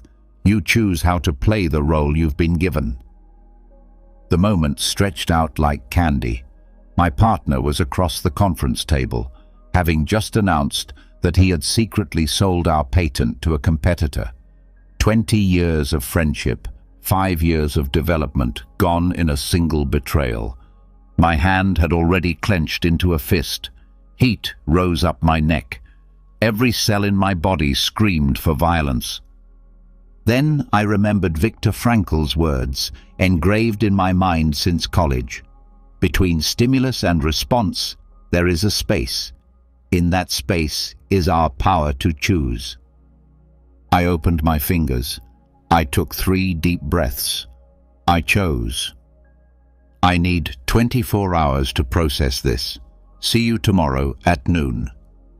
Getting out of there took everything I had, but in that space between betrayal and response, I found something more valuable than revenge: sovereignty over my own mind. Marcus taught me this consciously, although he had learned it unconsciously through his recovery from addiction. Every impulse has a half-life, he explained during our morning run.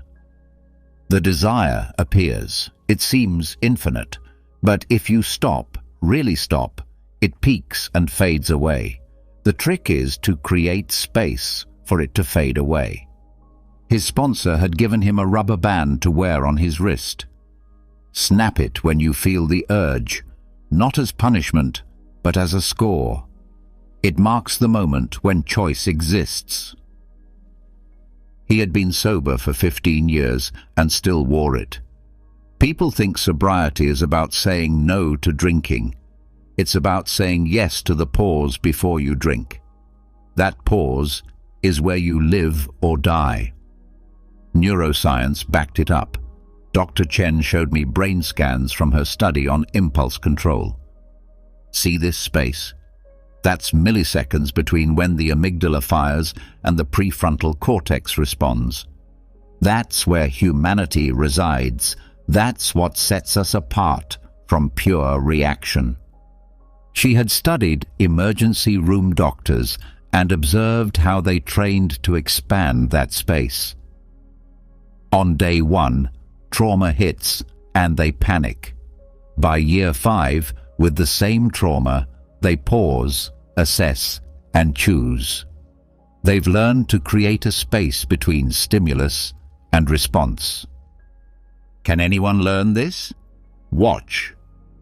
He showed me pictures of children in his program. Week 1. A child is pushed and immediately pushes back. Week 12. The same child is pushed, pauses, counts to 3, and chooses how to respond. We teach them that it's a superpower. The ability to pause makes you stronger than anyone who can only react. My daughter discovered this during her divorce. Her ex-husband's lawyer kept provoking her, trying to get emotional responses that would look bad in court. I started pretending I was watching myself on TV, she told me, as if I were outside my body, directing the scene. That gave me a strange distance from my own anger. That distance was everything. Instead of reacting to the provocations, she paused, sometimes uncomfortably long, and then responded with clarity and restraint. The lawyer's tactics failed. The judge noticed her composure.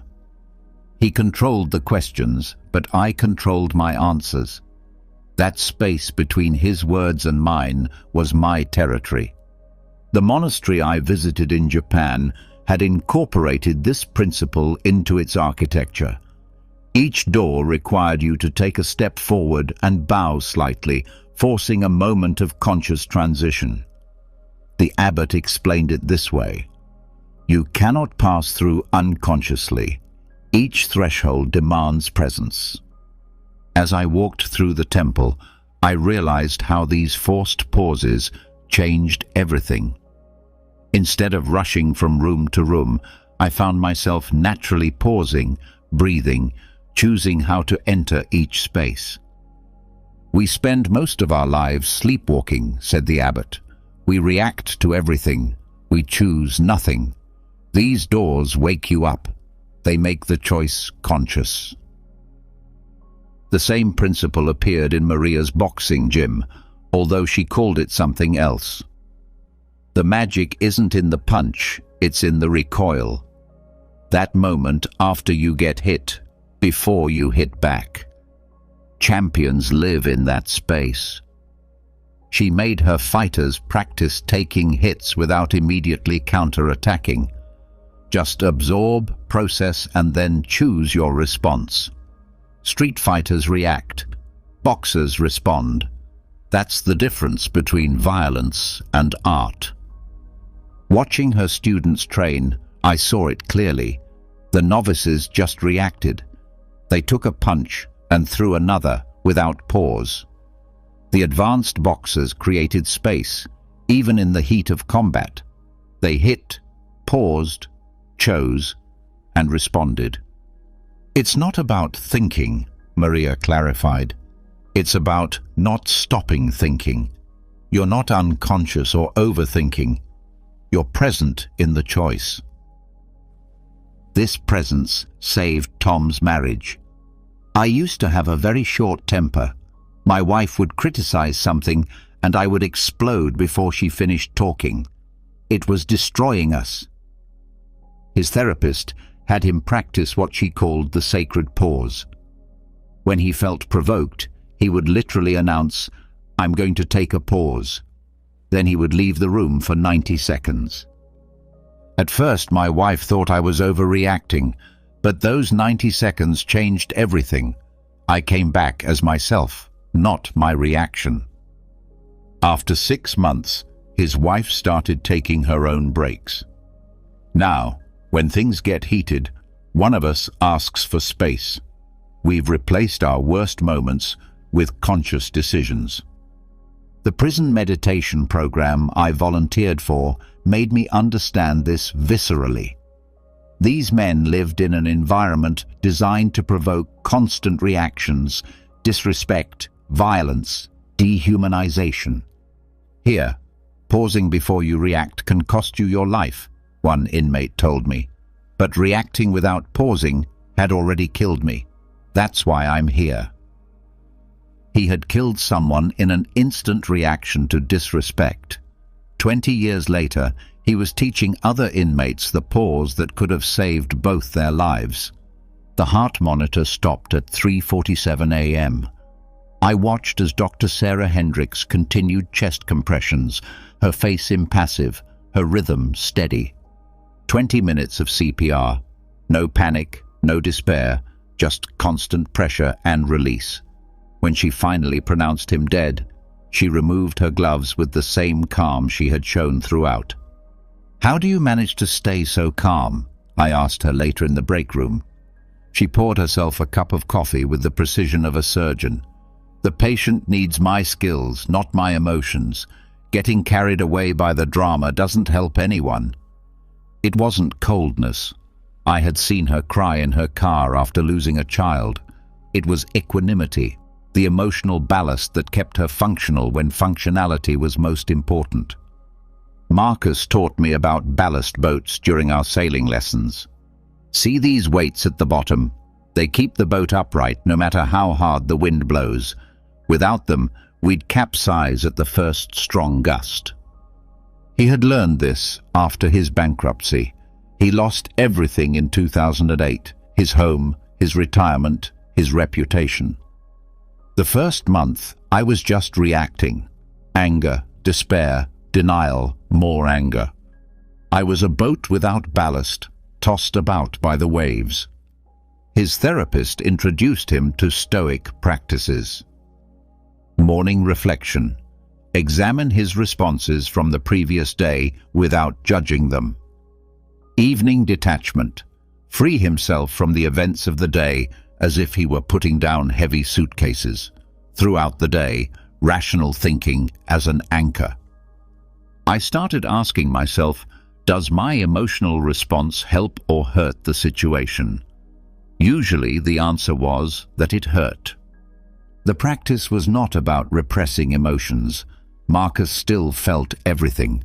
Anger toward abusive lenders, pain over lost security, shame at having to move in with his adult daughter. But he learned to feel without being controlled by his feelings. Emotions became a passing time rather than the climate in which I lived. My mother demonstrated this during chemotherapy. The oncology ward was chaos. Alarms, emergencies, other patients in crisis. She would sit in her chair, poison dripping into her veins, reading philosophy books as if she were in a library. "I can't control the cancer," she would say. "I can't control the treatment, but I can control whether I let it all destabilize me." She developed what she called her observation practice. Every morning, she imagined herself as an astronomer, looking down on her life from a great distance. From far enough away, even hurricanes look calm. It's all a matter of perspective. This distance did not make her passive. She fought hard. She researched treatments, advocated for herself, and made difficult decisions. But she did so from a place of stability rather than panic. The monastery kitchen where I worked one summer operated on similar principles. During the lunch rush, orders flew, pots boiled, and every minute brought a new crisis. The head chef, Brother Francis, moved like water, fast but unhurried, focused but unruffled. In the kitchen, equanimity is the mise en place of the mind, he explained. Everything is in its place internally, so that the external chaos doesn't destabilize you. He taught me to observe my inner state without getting carried away by it. Do you feel frustrated when orders pile up? Observe it, name it, and let it pass. Don't feed it with stories about how things should be. The kitchen doesn't care about your emotional state. The food still needs to be cooked, so you learn to be the fixed point in a spinning world. This principle saved Janet's legal career. As a public defender, she faced impossible cases, hostile prosecutors, and clients whose lives were hanging in the balance. At first, she let her emotions get the better of her. Euphoria over victories, devastation over defeats, and constant anxiety in between. I was burning out fast. Then I met an older lawyer who had been in the business for 40 years. Same crushing workload, same tragic cases, but he had this quality, like a mountain in the middle of a storm. He taught her the practice of nightly review. Every night, she would examine the day's events as if they were someone else's life. What went well? What could be improved? No self-flagellation, no dramatic narratives, just a calm assessment. It's like being your own supervisor, but a kind one. You look for patterns, not ammunition to attack yourself. Within a year, Janet's effectiveness doubled, not because she worked harder, but because she stopped wasting energy on emotional turmoil.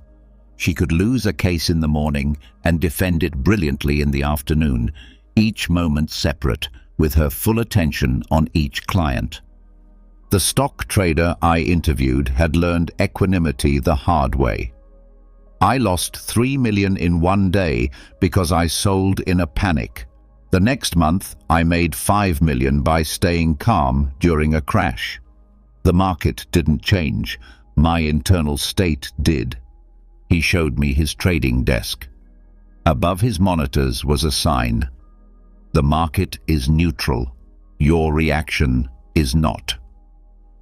Every rise or fall triggers the fight or flight response. It's evolution trying to keep you alive. But in the world of finance, those ancient programs will lead you to ruin. His practice. Before each trade, 60 seconds of breathing. After each loss or gain, 90 seconds of reflection. I'm creating a space between the stimulus and the response. That space is worth millions, literally. The war veterans I worked with understood this perfectly. They had lived through situations where emotional stability meant survival, both for themselves and their unit. In a firefight, the one who loses his cool gets people killed, explained a sergeant. You learn to find that center of calm, even with bullets flying. It's not bravery, it's trained equanimity. The first time I witnessed a true examination of conscience, I was 17 and watching my grandfather fill out his nightly journal. Every night at 9 o'clock, he would sit down at the kitchen table with a cup of black coffee and a worn notebook and go over his day like an accountant reviewing the books. "What are you writing?" I asked him once. "Today's truth," he replied without looking up. "Where I was, where I should have been, and where I wasn't." He showed me a page, 3 columns, actions, intentions, corrections, no frills, no self-pity, just facts. Lost my temper with the bank teller. Intention, patience. Tomorrow, pause before speaking when frustrated. Helped neighbor with fence, in line with service. Continue. Skipped my morning walk. Excuse, rain. Truth, laziness. Tomorrow, walk no matter what. This wasn't self-flagellation. His tone was neutral, like a scientist recording data. "You can't fix what you don't see," he said, "and you can't grow if you're not honest about where you are." Years later, I met Sarah, a recovering alcoholic who credited introspection with saving her life. It wasn't a dramatic intervention, but a daily, gradual process that really works. In Alcoholics Anonymous, they tell you to take a moral inventory without fear, she explained. But I do it every night, 10 minutes. What did I do today that brought me closer to the person I want to be? What took me away from that? She pulled out her phone and showed me her notes app. Simple entries. I wanted to lie to my boss about being late. Instead, I told him the truth. It was hard, but it was the right thing to do. I felt a wave of resentment toward my ex-husband when I picked up the kids from school. I noticed it and didn't act on it. I had lunch alone instead of joining my co-workers. Isolating behavior. Tomorrow, eat with others. It's not about being perfect, Sarah emphasized. It's about being aware. Mental strength isn't about never falling down. It's about knowing exactly where you are so you can correct your course. The practice transformed her recovery. While other members of her group relapsed during times of stress, Sarah's daily check-in became her early warning system. She detected patterns, increased irritability, progressive isolation, before they became dangerous. It's like having a personal GPS. You can stray off course, but you realize it immediately, not miles down the road. Dr. Rodriguez, a trauma surgeon I interviewed, had developed his own version during his residency. The stakes in surgery made self-examination not optional, but a matter of survival. After every operation, especially the ones that went wrong, I did what I called the review. It wasn't the official morbidity and mortality conference, but my own private audit. He went over every decision, every cut, every moment of hesitation, not to torture himself, but to extract lessons. Where did ego get in the way? Where did fatigue affect judgment? Where did I operate based on knowledge and where on assumptions? One case haunted him. A young mother, a routine operation, an unexpected complication. She survived, but only just. The review showed me that I had ignored a subtle sign because I was so sure of myself. Unchecked confidence is arrogance. That review probably saved the next 10 patients. He taught his residents to practice this, but most resisted. It's uncomfortable to look at your mistakes without defenses, but that discomfort is where growth lies. The principal of the school I followed had made self-evaluation an institutional practice. Every night, she reviewed her interactions with students, teachers, and parents. A simple framework.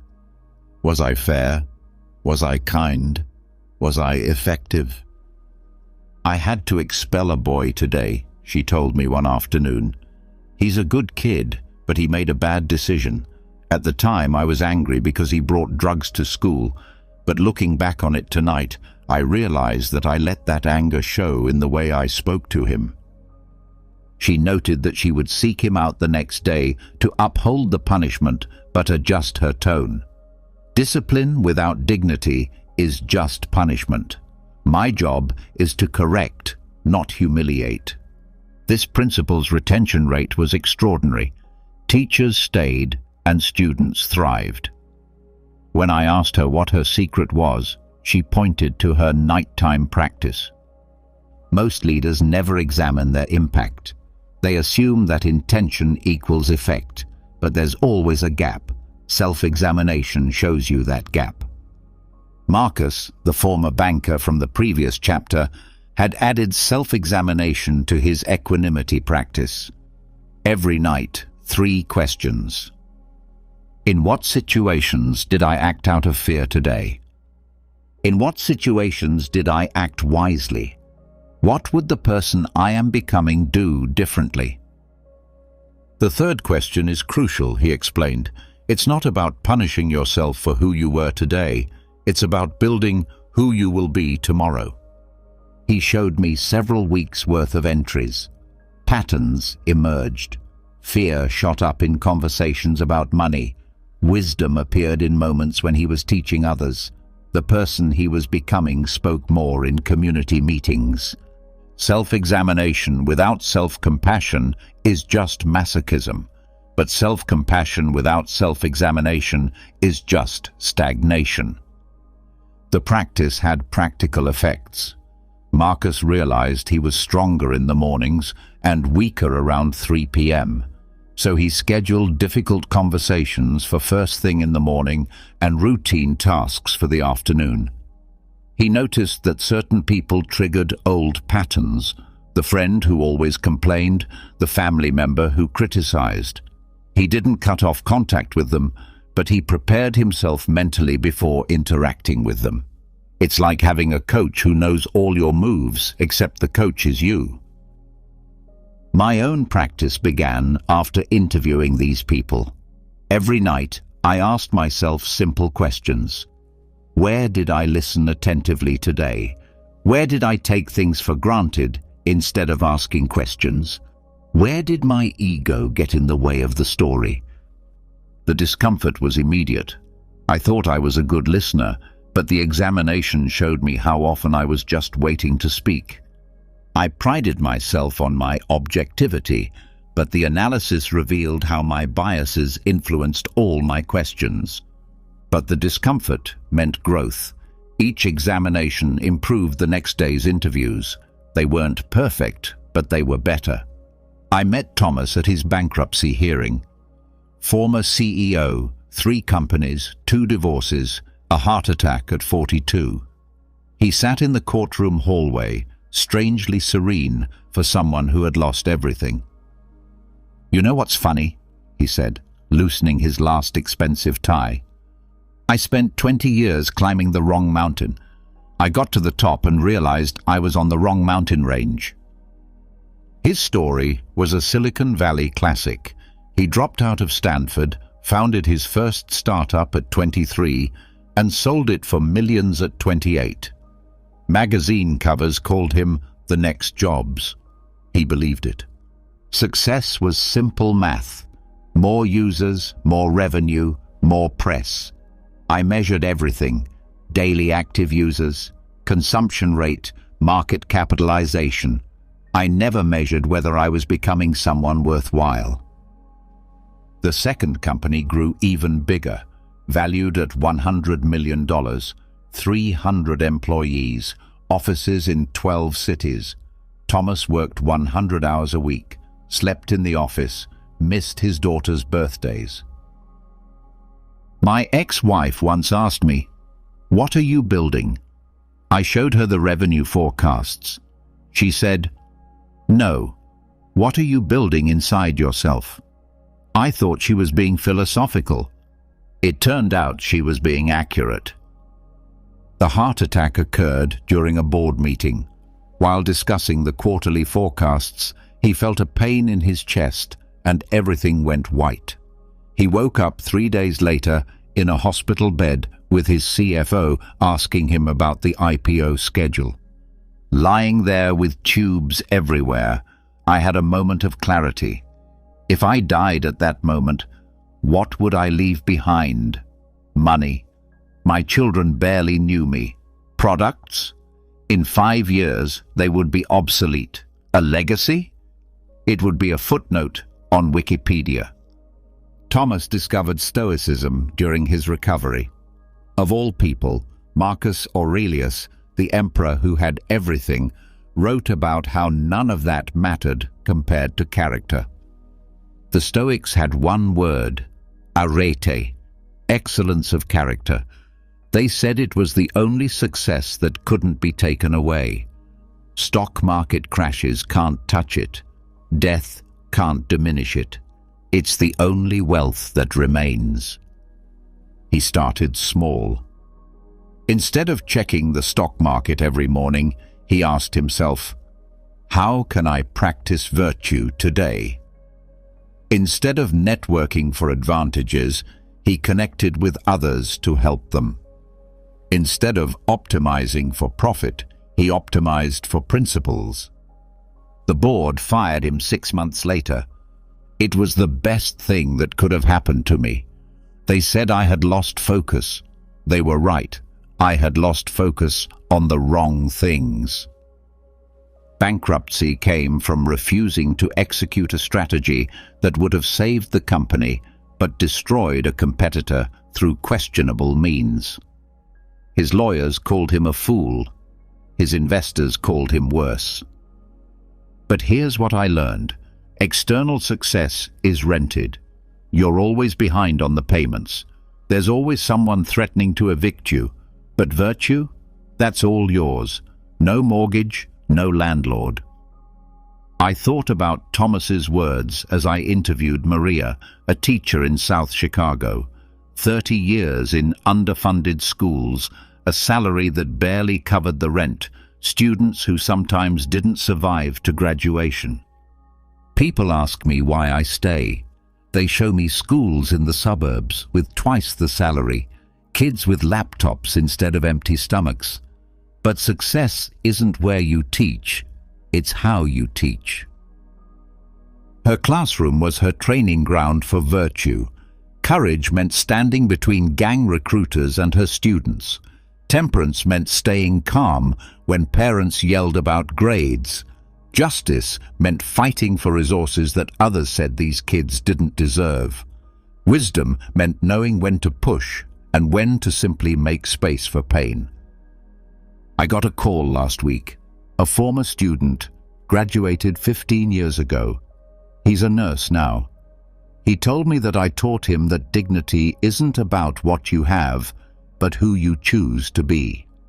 That's success, not his salary, not even the fact that he escaped poverty. It's that he continues to pass on virtue. Maria showed me letters, hundreds of letters from former students. They weren't thank you notes for college recommendations or job references. They were letters about character lessons that had shaped them, about choosing integrity when it cost them dearly, about remembering her words in their darkest moments. Teachers don't get stock options.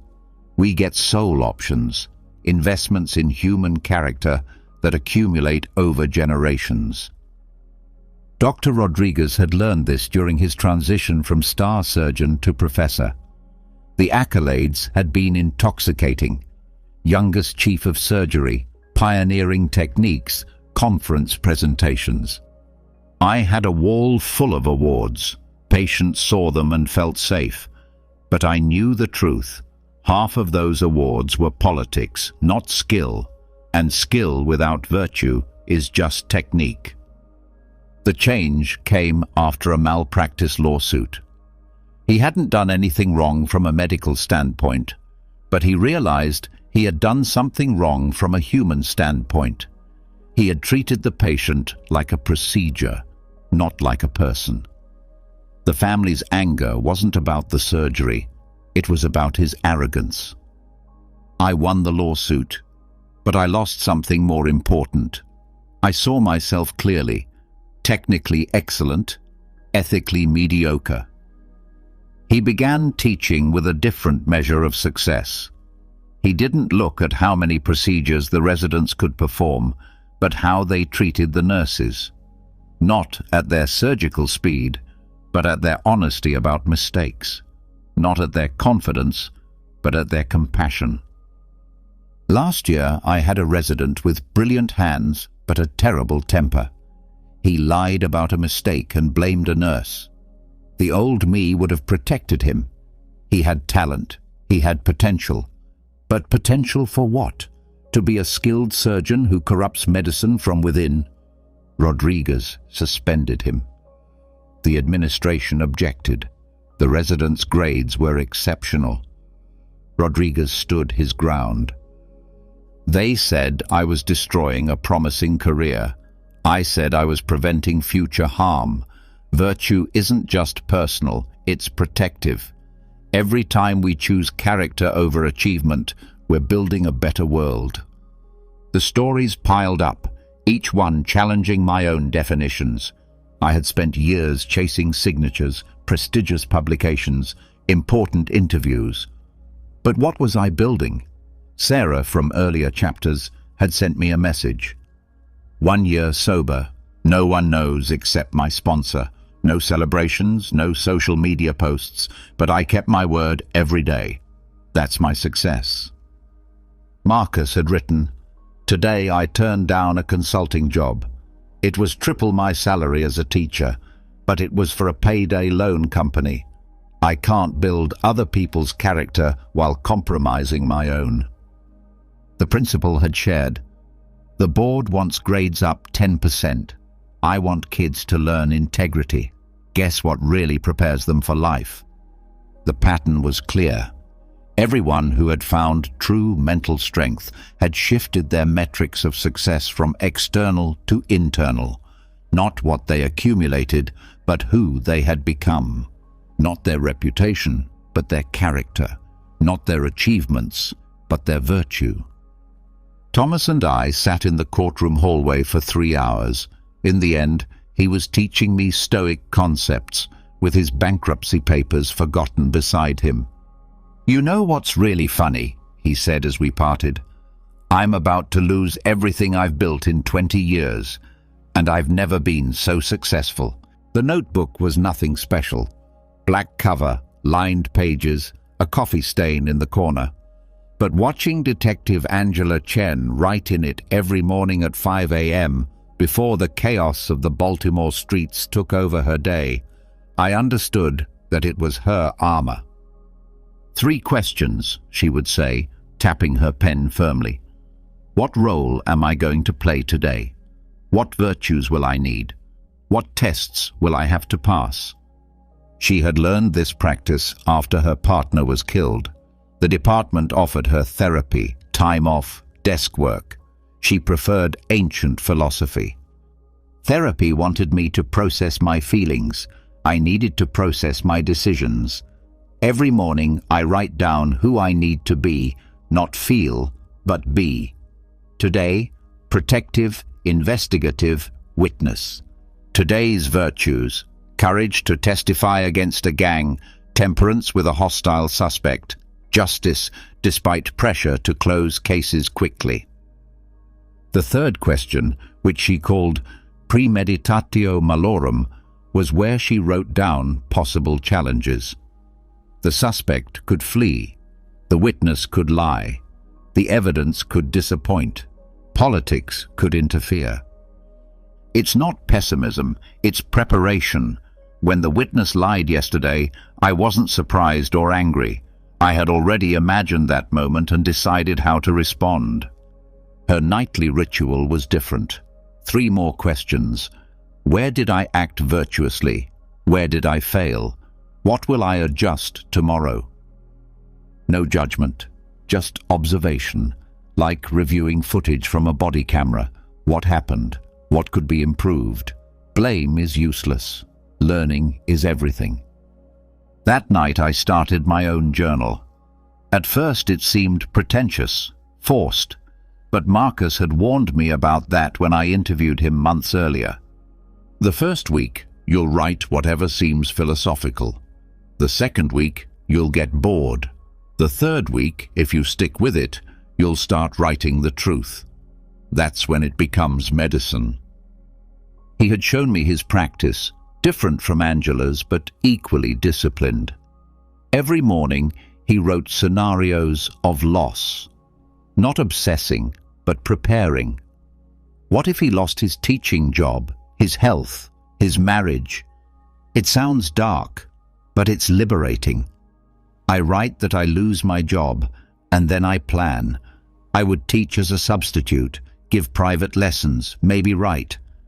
I write that my wife leaves me, and then I remember that I would still have my character, my purpose, my ability to serve. Nothing external can really destroy us unless we allow it. This negative visualization had saved him when budget cuts threatened his job. While his colleagues panicked, he remained calm. He had already lived through that loss 20 times in his journal. It didn't make it painless, it made it manageable. It's the difference between a punch you don't see coming and one you do. Both hurt, but one doesn't knock you down. Dr. Rodriguez had taught me a different exercise. He called it the view from above, a mental zoom out when situations felt overwhelming. In the middle of a 10-hour operation, with everything going wrong, I pause. I picture myself from above, a surgeon in an operating room, in a hospital, in a city, on a planet. My crisis shrinks to its actual size. Perspective is the medicine for panic. He had taught it to residents who were drowning under the pressure of perfection. She had them practice it during simple procedures to develop the mental fortitude necessary for when a real crisis struck. One resident told me it saved her life when her first patient died. Instead of drowning in guilt, she stepped back and saw herself as a human being doing the best she could in an imperfect world. She still suffered, but she didn't break down. Sarah had developed her own technique through trial and error. She called it the pause, a physical exercise that created mental space. I feel the urge to drink, lie, run away. I literally stop myself. I count 5 breaths. That's it.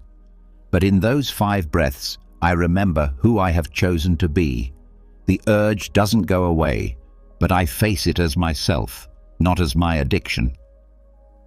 The day we spoke, she had been sober for 6 months.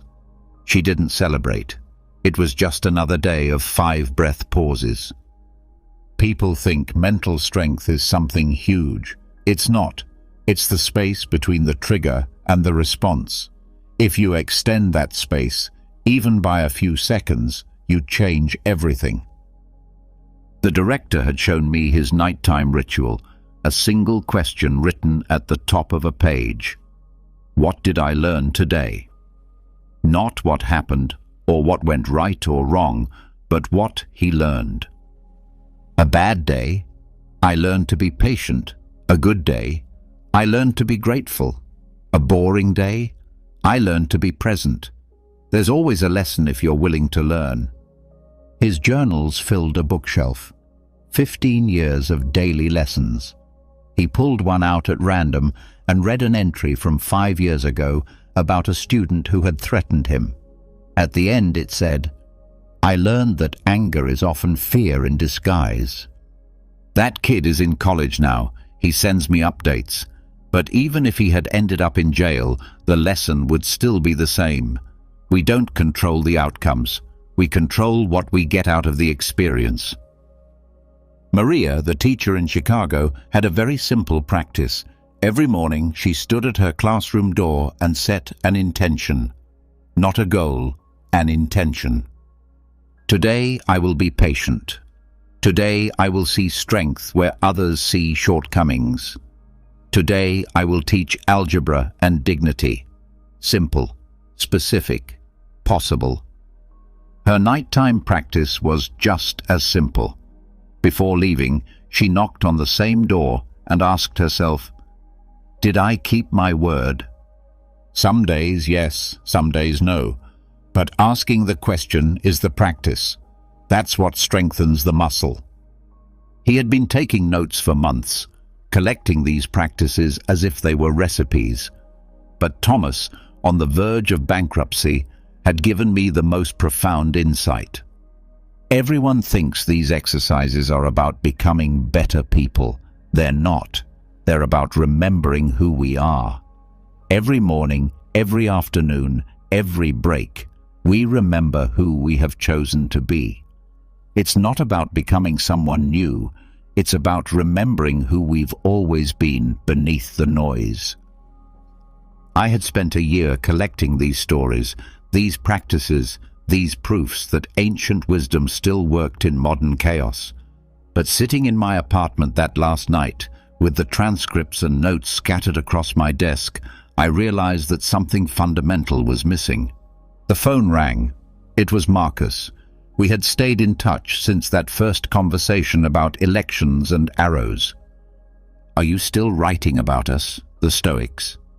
His voice had that familiar steadiness. "I'm trying to make sense of it all. All the people I've interviewed have different practices, different approaches, but there's something that connects them." "What do you think it is?" I looked at my notes.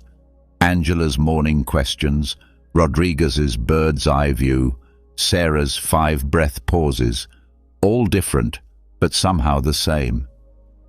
"They're all choosing," I said. "Each practice is really choosing who to be before life chooses for them." Marcus's silence sounded like approval. "Do you know what Marcus Aurelius wrote? At dawn, when it's hard to get out of bed, repeat to yourself, 'I have to go to work as a human being, not as a victim, not as a hero, not as anything special, just as a human being with a human job to do. That hit me. All the people I had interviewed weren't trying to be superhuman. They were trying to be fully human. The practices aren't what's important, Marcus continued. They're scaffolding. Ways to remind ourselves that we always have a choice. Even when everything else is taken away from us, our work, our health, our relationships, we still choose our response. That's not a consolation, it's power. After hanging up, I took out a new notebook. This time, it wasn't for taking notes on the interview, but for summarizing. What had I really learned? The first principle was the clearest, the dichotomy of control. Everyone had internalized it deeply, not as theory, but as daily practice. Angela choosing her thoughts each morning, Thomas choosing his response to bankruptcy, Sarah choosing to breathe instead of drink. They had all learned what the Stoics knew. We control our judgments, our decisions, and our actions. Nothing else. Not outcomes, not other people's opinions, not even our own bodies in the end. But those three things, judgments, decisions, and actions, were enough. They were everything. The second principle was woven into every story, perception as choice. Dr. Rodriguez saw crisis as perspective. The principal saw challenge as fear. Maria saw struggling students as diamonds forming under pressure. None of them denied reality. They chose their relationship to it. The same event, job loss, addiction, violence, could be a catastrophe or a lesson, depending on the prism through which it was viewed. They had learned to deliberately shift their prism, seeking the angle that made them stronger, more lucid, and more capable of serving others. The third principle was amor fati, love of fate. This is not passive acceptance, but active acceptance. Thomas plans for losses before they arrive, and when they do, he welcomes them as old acquaintances. Sarah accepts her addiction as part of her story, not as a shame. The director even treats threats as teachers. They had discovered what Nietzsche later captured, that one should not want anything to be different, neither forward nor backward, nor in all eternity, not merely endure what is necessary, and even less hide it, but love it. The fourth principle was lived out in their daily practices. Discipline as freedom. Every morning ritual, every evening review, every pause between trigger and response was not a restriction, but a liberation. A structure that created space, habits that generated options. Maria's daily intentions did not limit her spontaneity, but focused her power. Rodriguez's mental zooms did not avoid reality, but saw it clearly.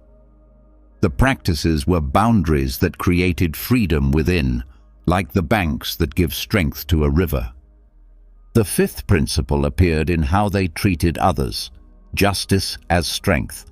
None of them had taken refuge in pure self-improvement. Their mental strength served a greater purpose. Angela strengthened herself to strengthen the young lawyers.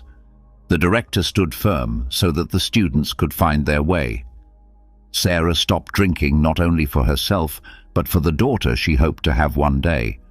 They understood what Aurelio meant. What does not benefit the hive does not benefit the bee. Individual strength without service was just toughness, but strength in the service of others, that was virtue. The final principle tied it all together.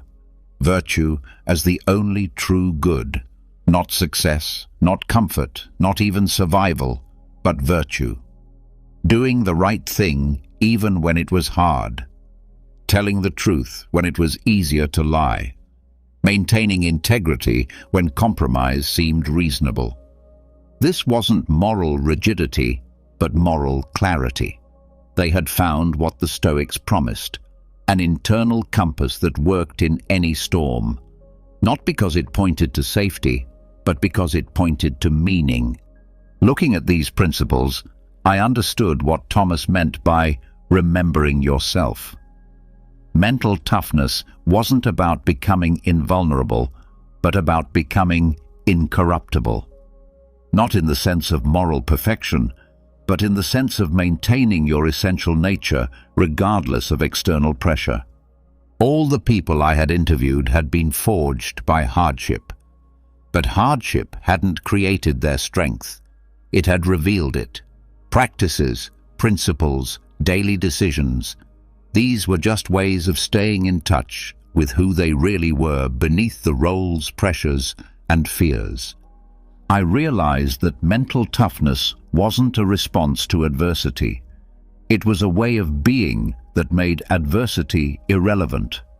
It wasn't painless, but it was irrelevant to your fundamental purpose, your basic choice about who to be. The Stoics had discovered something that transcended their time. Strength is not measured by what you can endure, but by what you can sustain. It's not about your possessions, your position, or even your health, but about your character, your purpose, your choice to live as a human being doing human work. That's what connected all the stories, all the practices, all the transformed lives I had documented. Each person had stopped waiting for circumstances to improve and had started improving their response to circumstances. They had found inner strength and learned to live from it. Developing mental strength is not about avoiding challenges, but about facing them with strength, clarity, and determination. By adopting the Stoic principles of discipline, control, and resilience, you have opened the door to a stronger, more focused mind. Now you have the tools to turn every obstacle into an opportunity, to make decisions with courage, and to thrive no matter what circumstances you face. But remember, mental strength is a practice, not a destination. Every day is an opportunity to refine your character, strengthen your will, and stand firm in the face of life's uncertainties. Now, I want to hear from you. Which Stoic principle will you apply today to develop your mental strength? Leave your comments below, and let's start a conversation about how we can grow together and become stronger. If you found this guide useful and want more tips on mastering your mind, don't forget to hit the subscribe button. Stay committed, stay strong, and keep building. See you next time.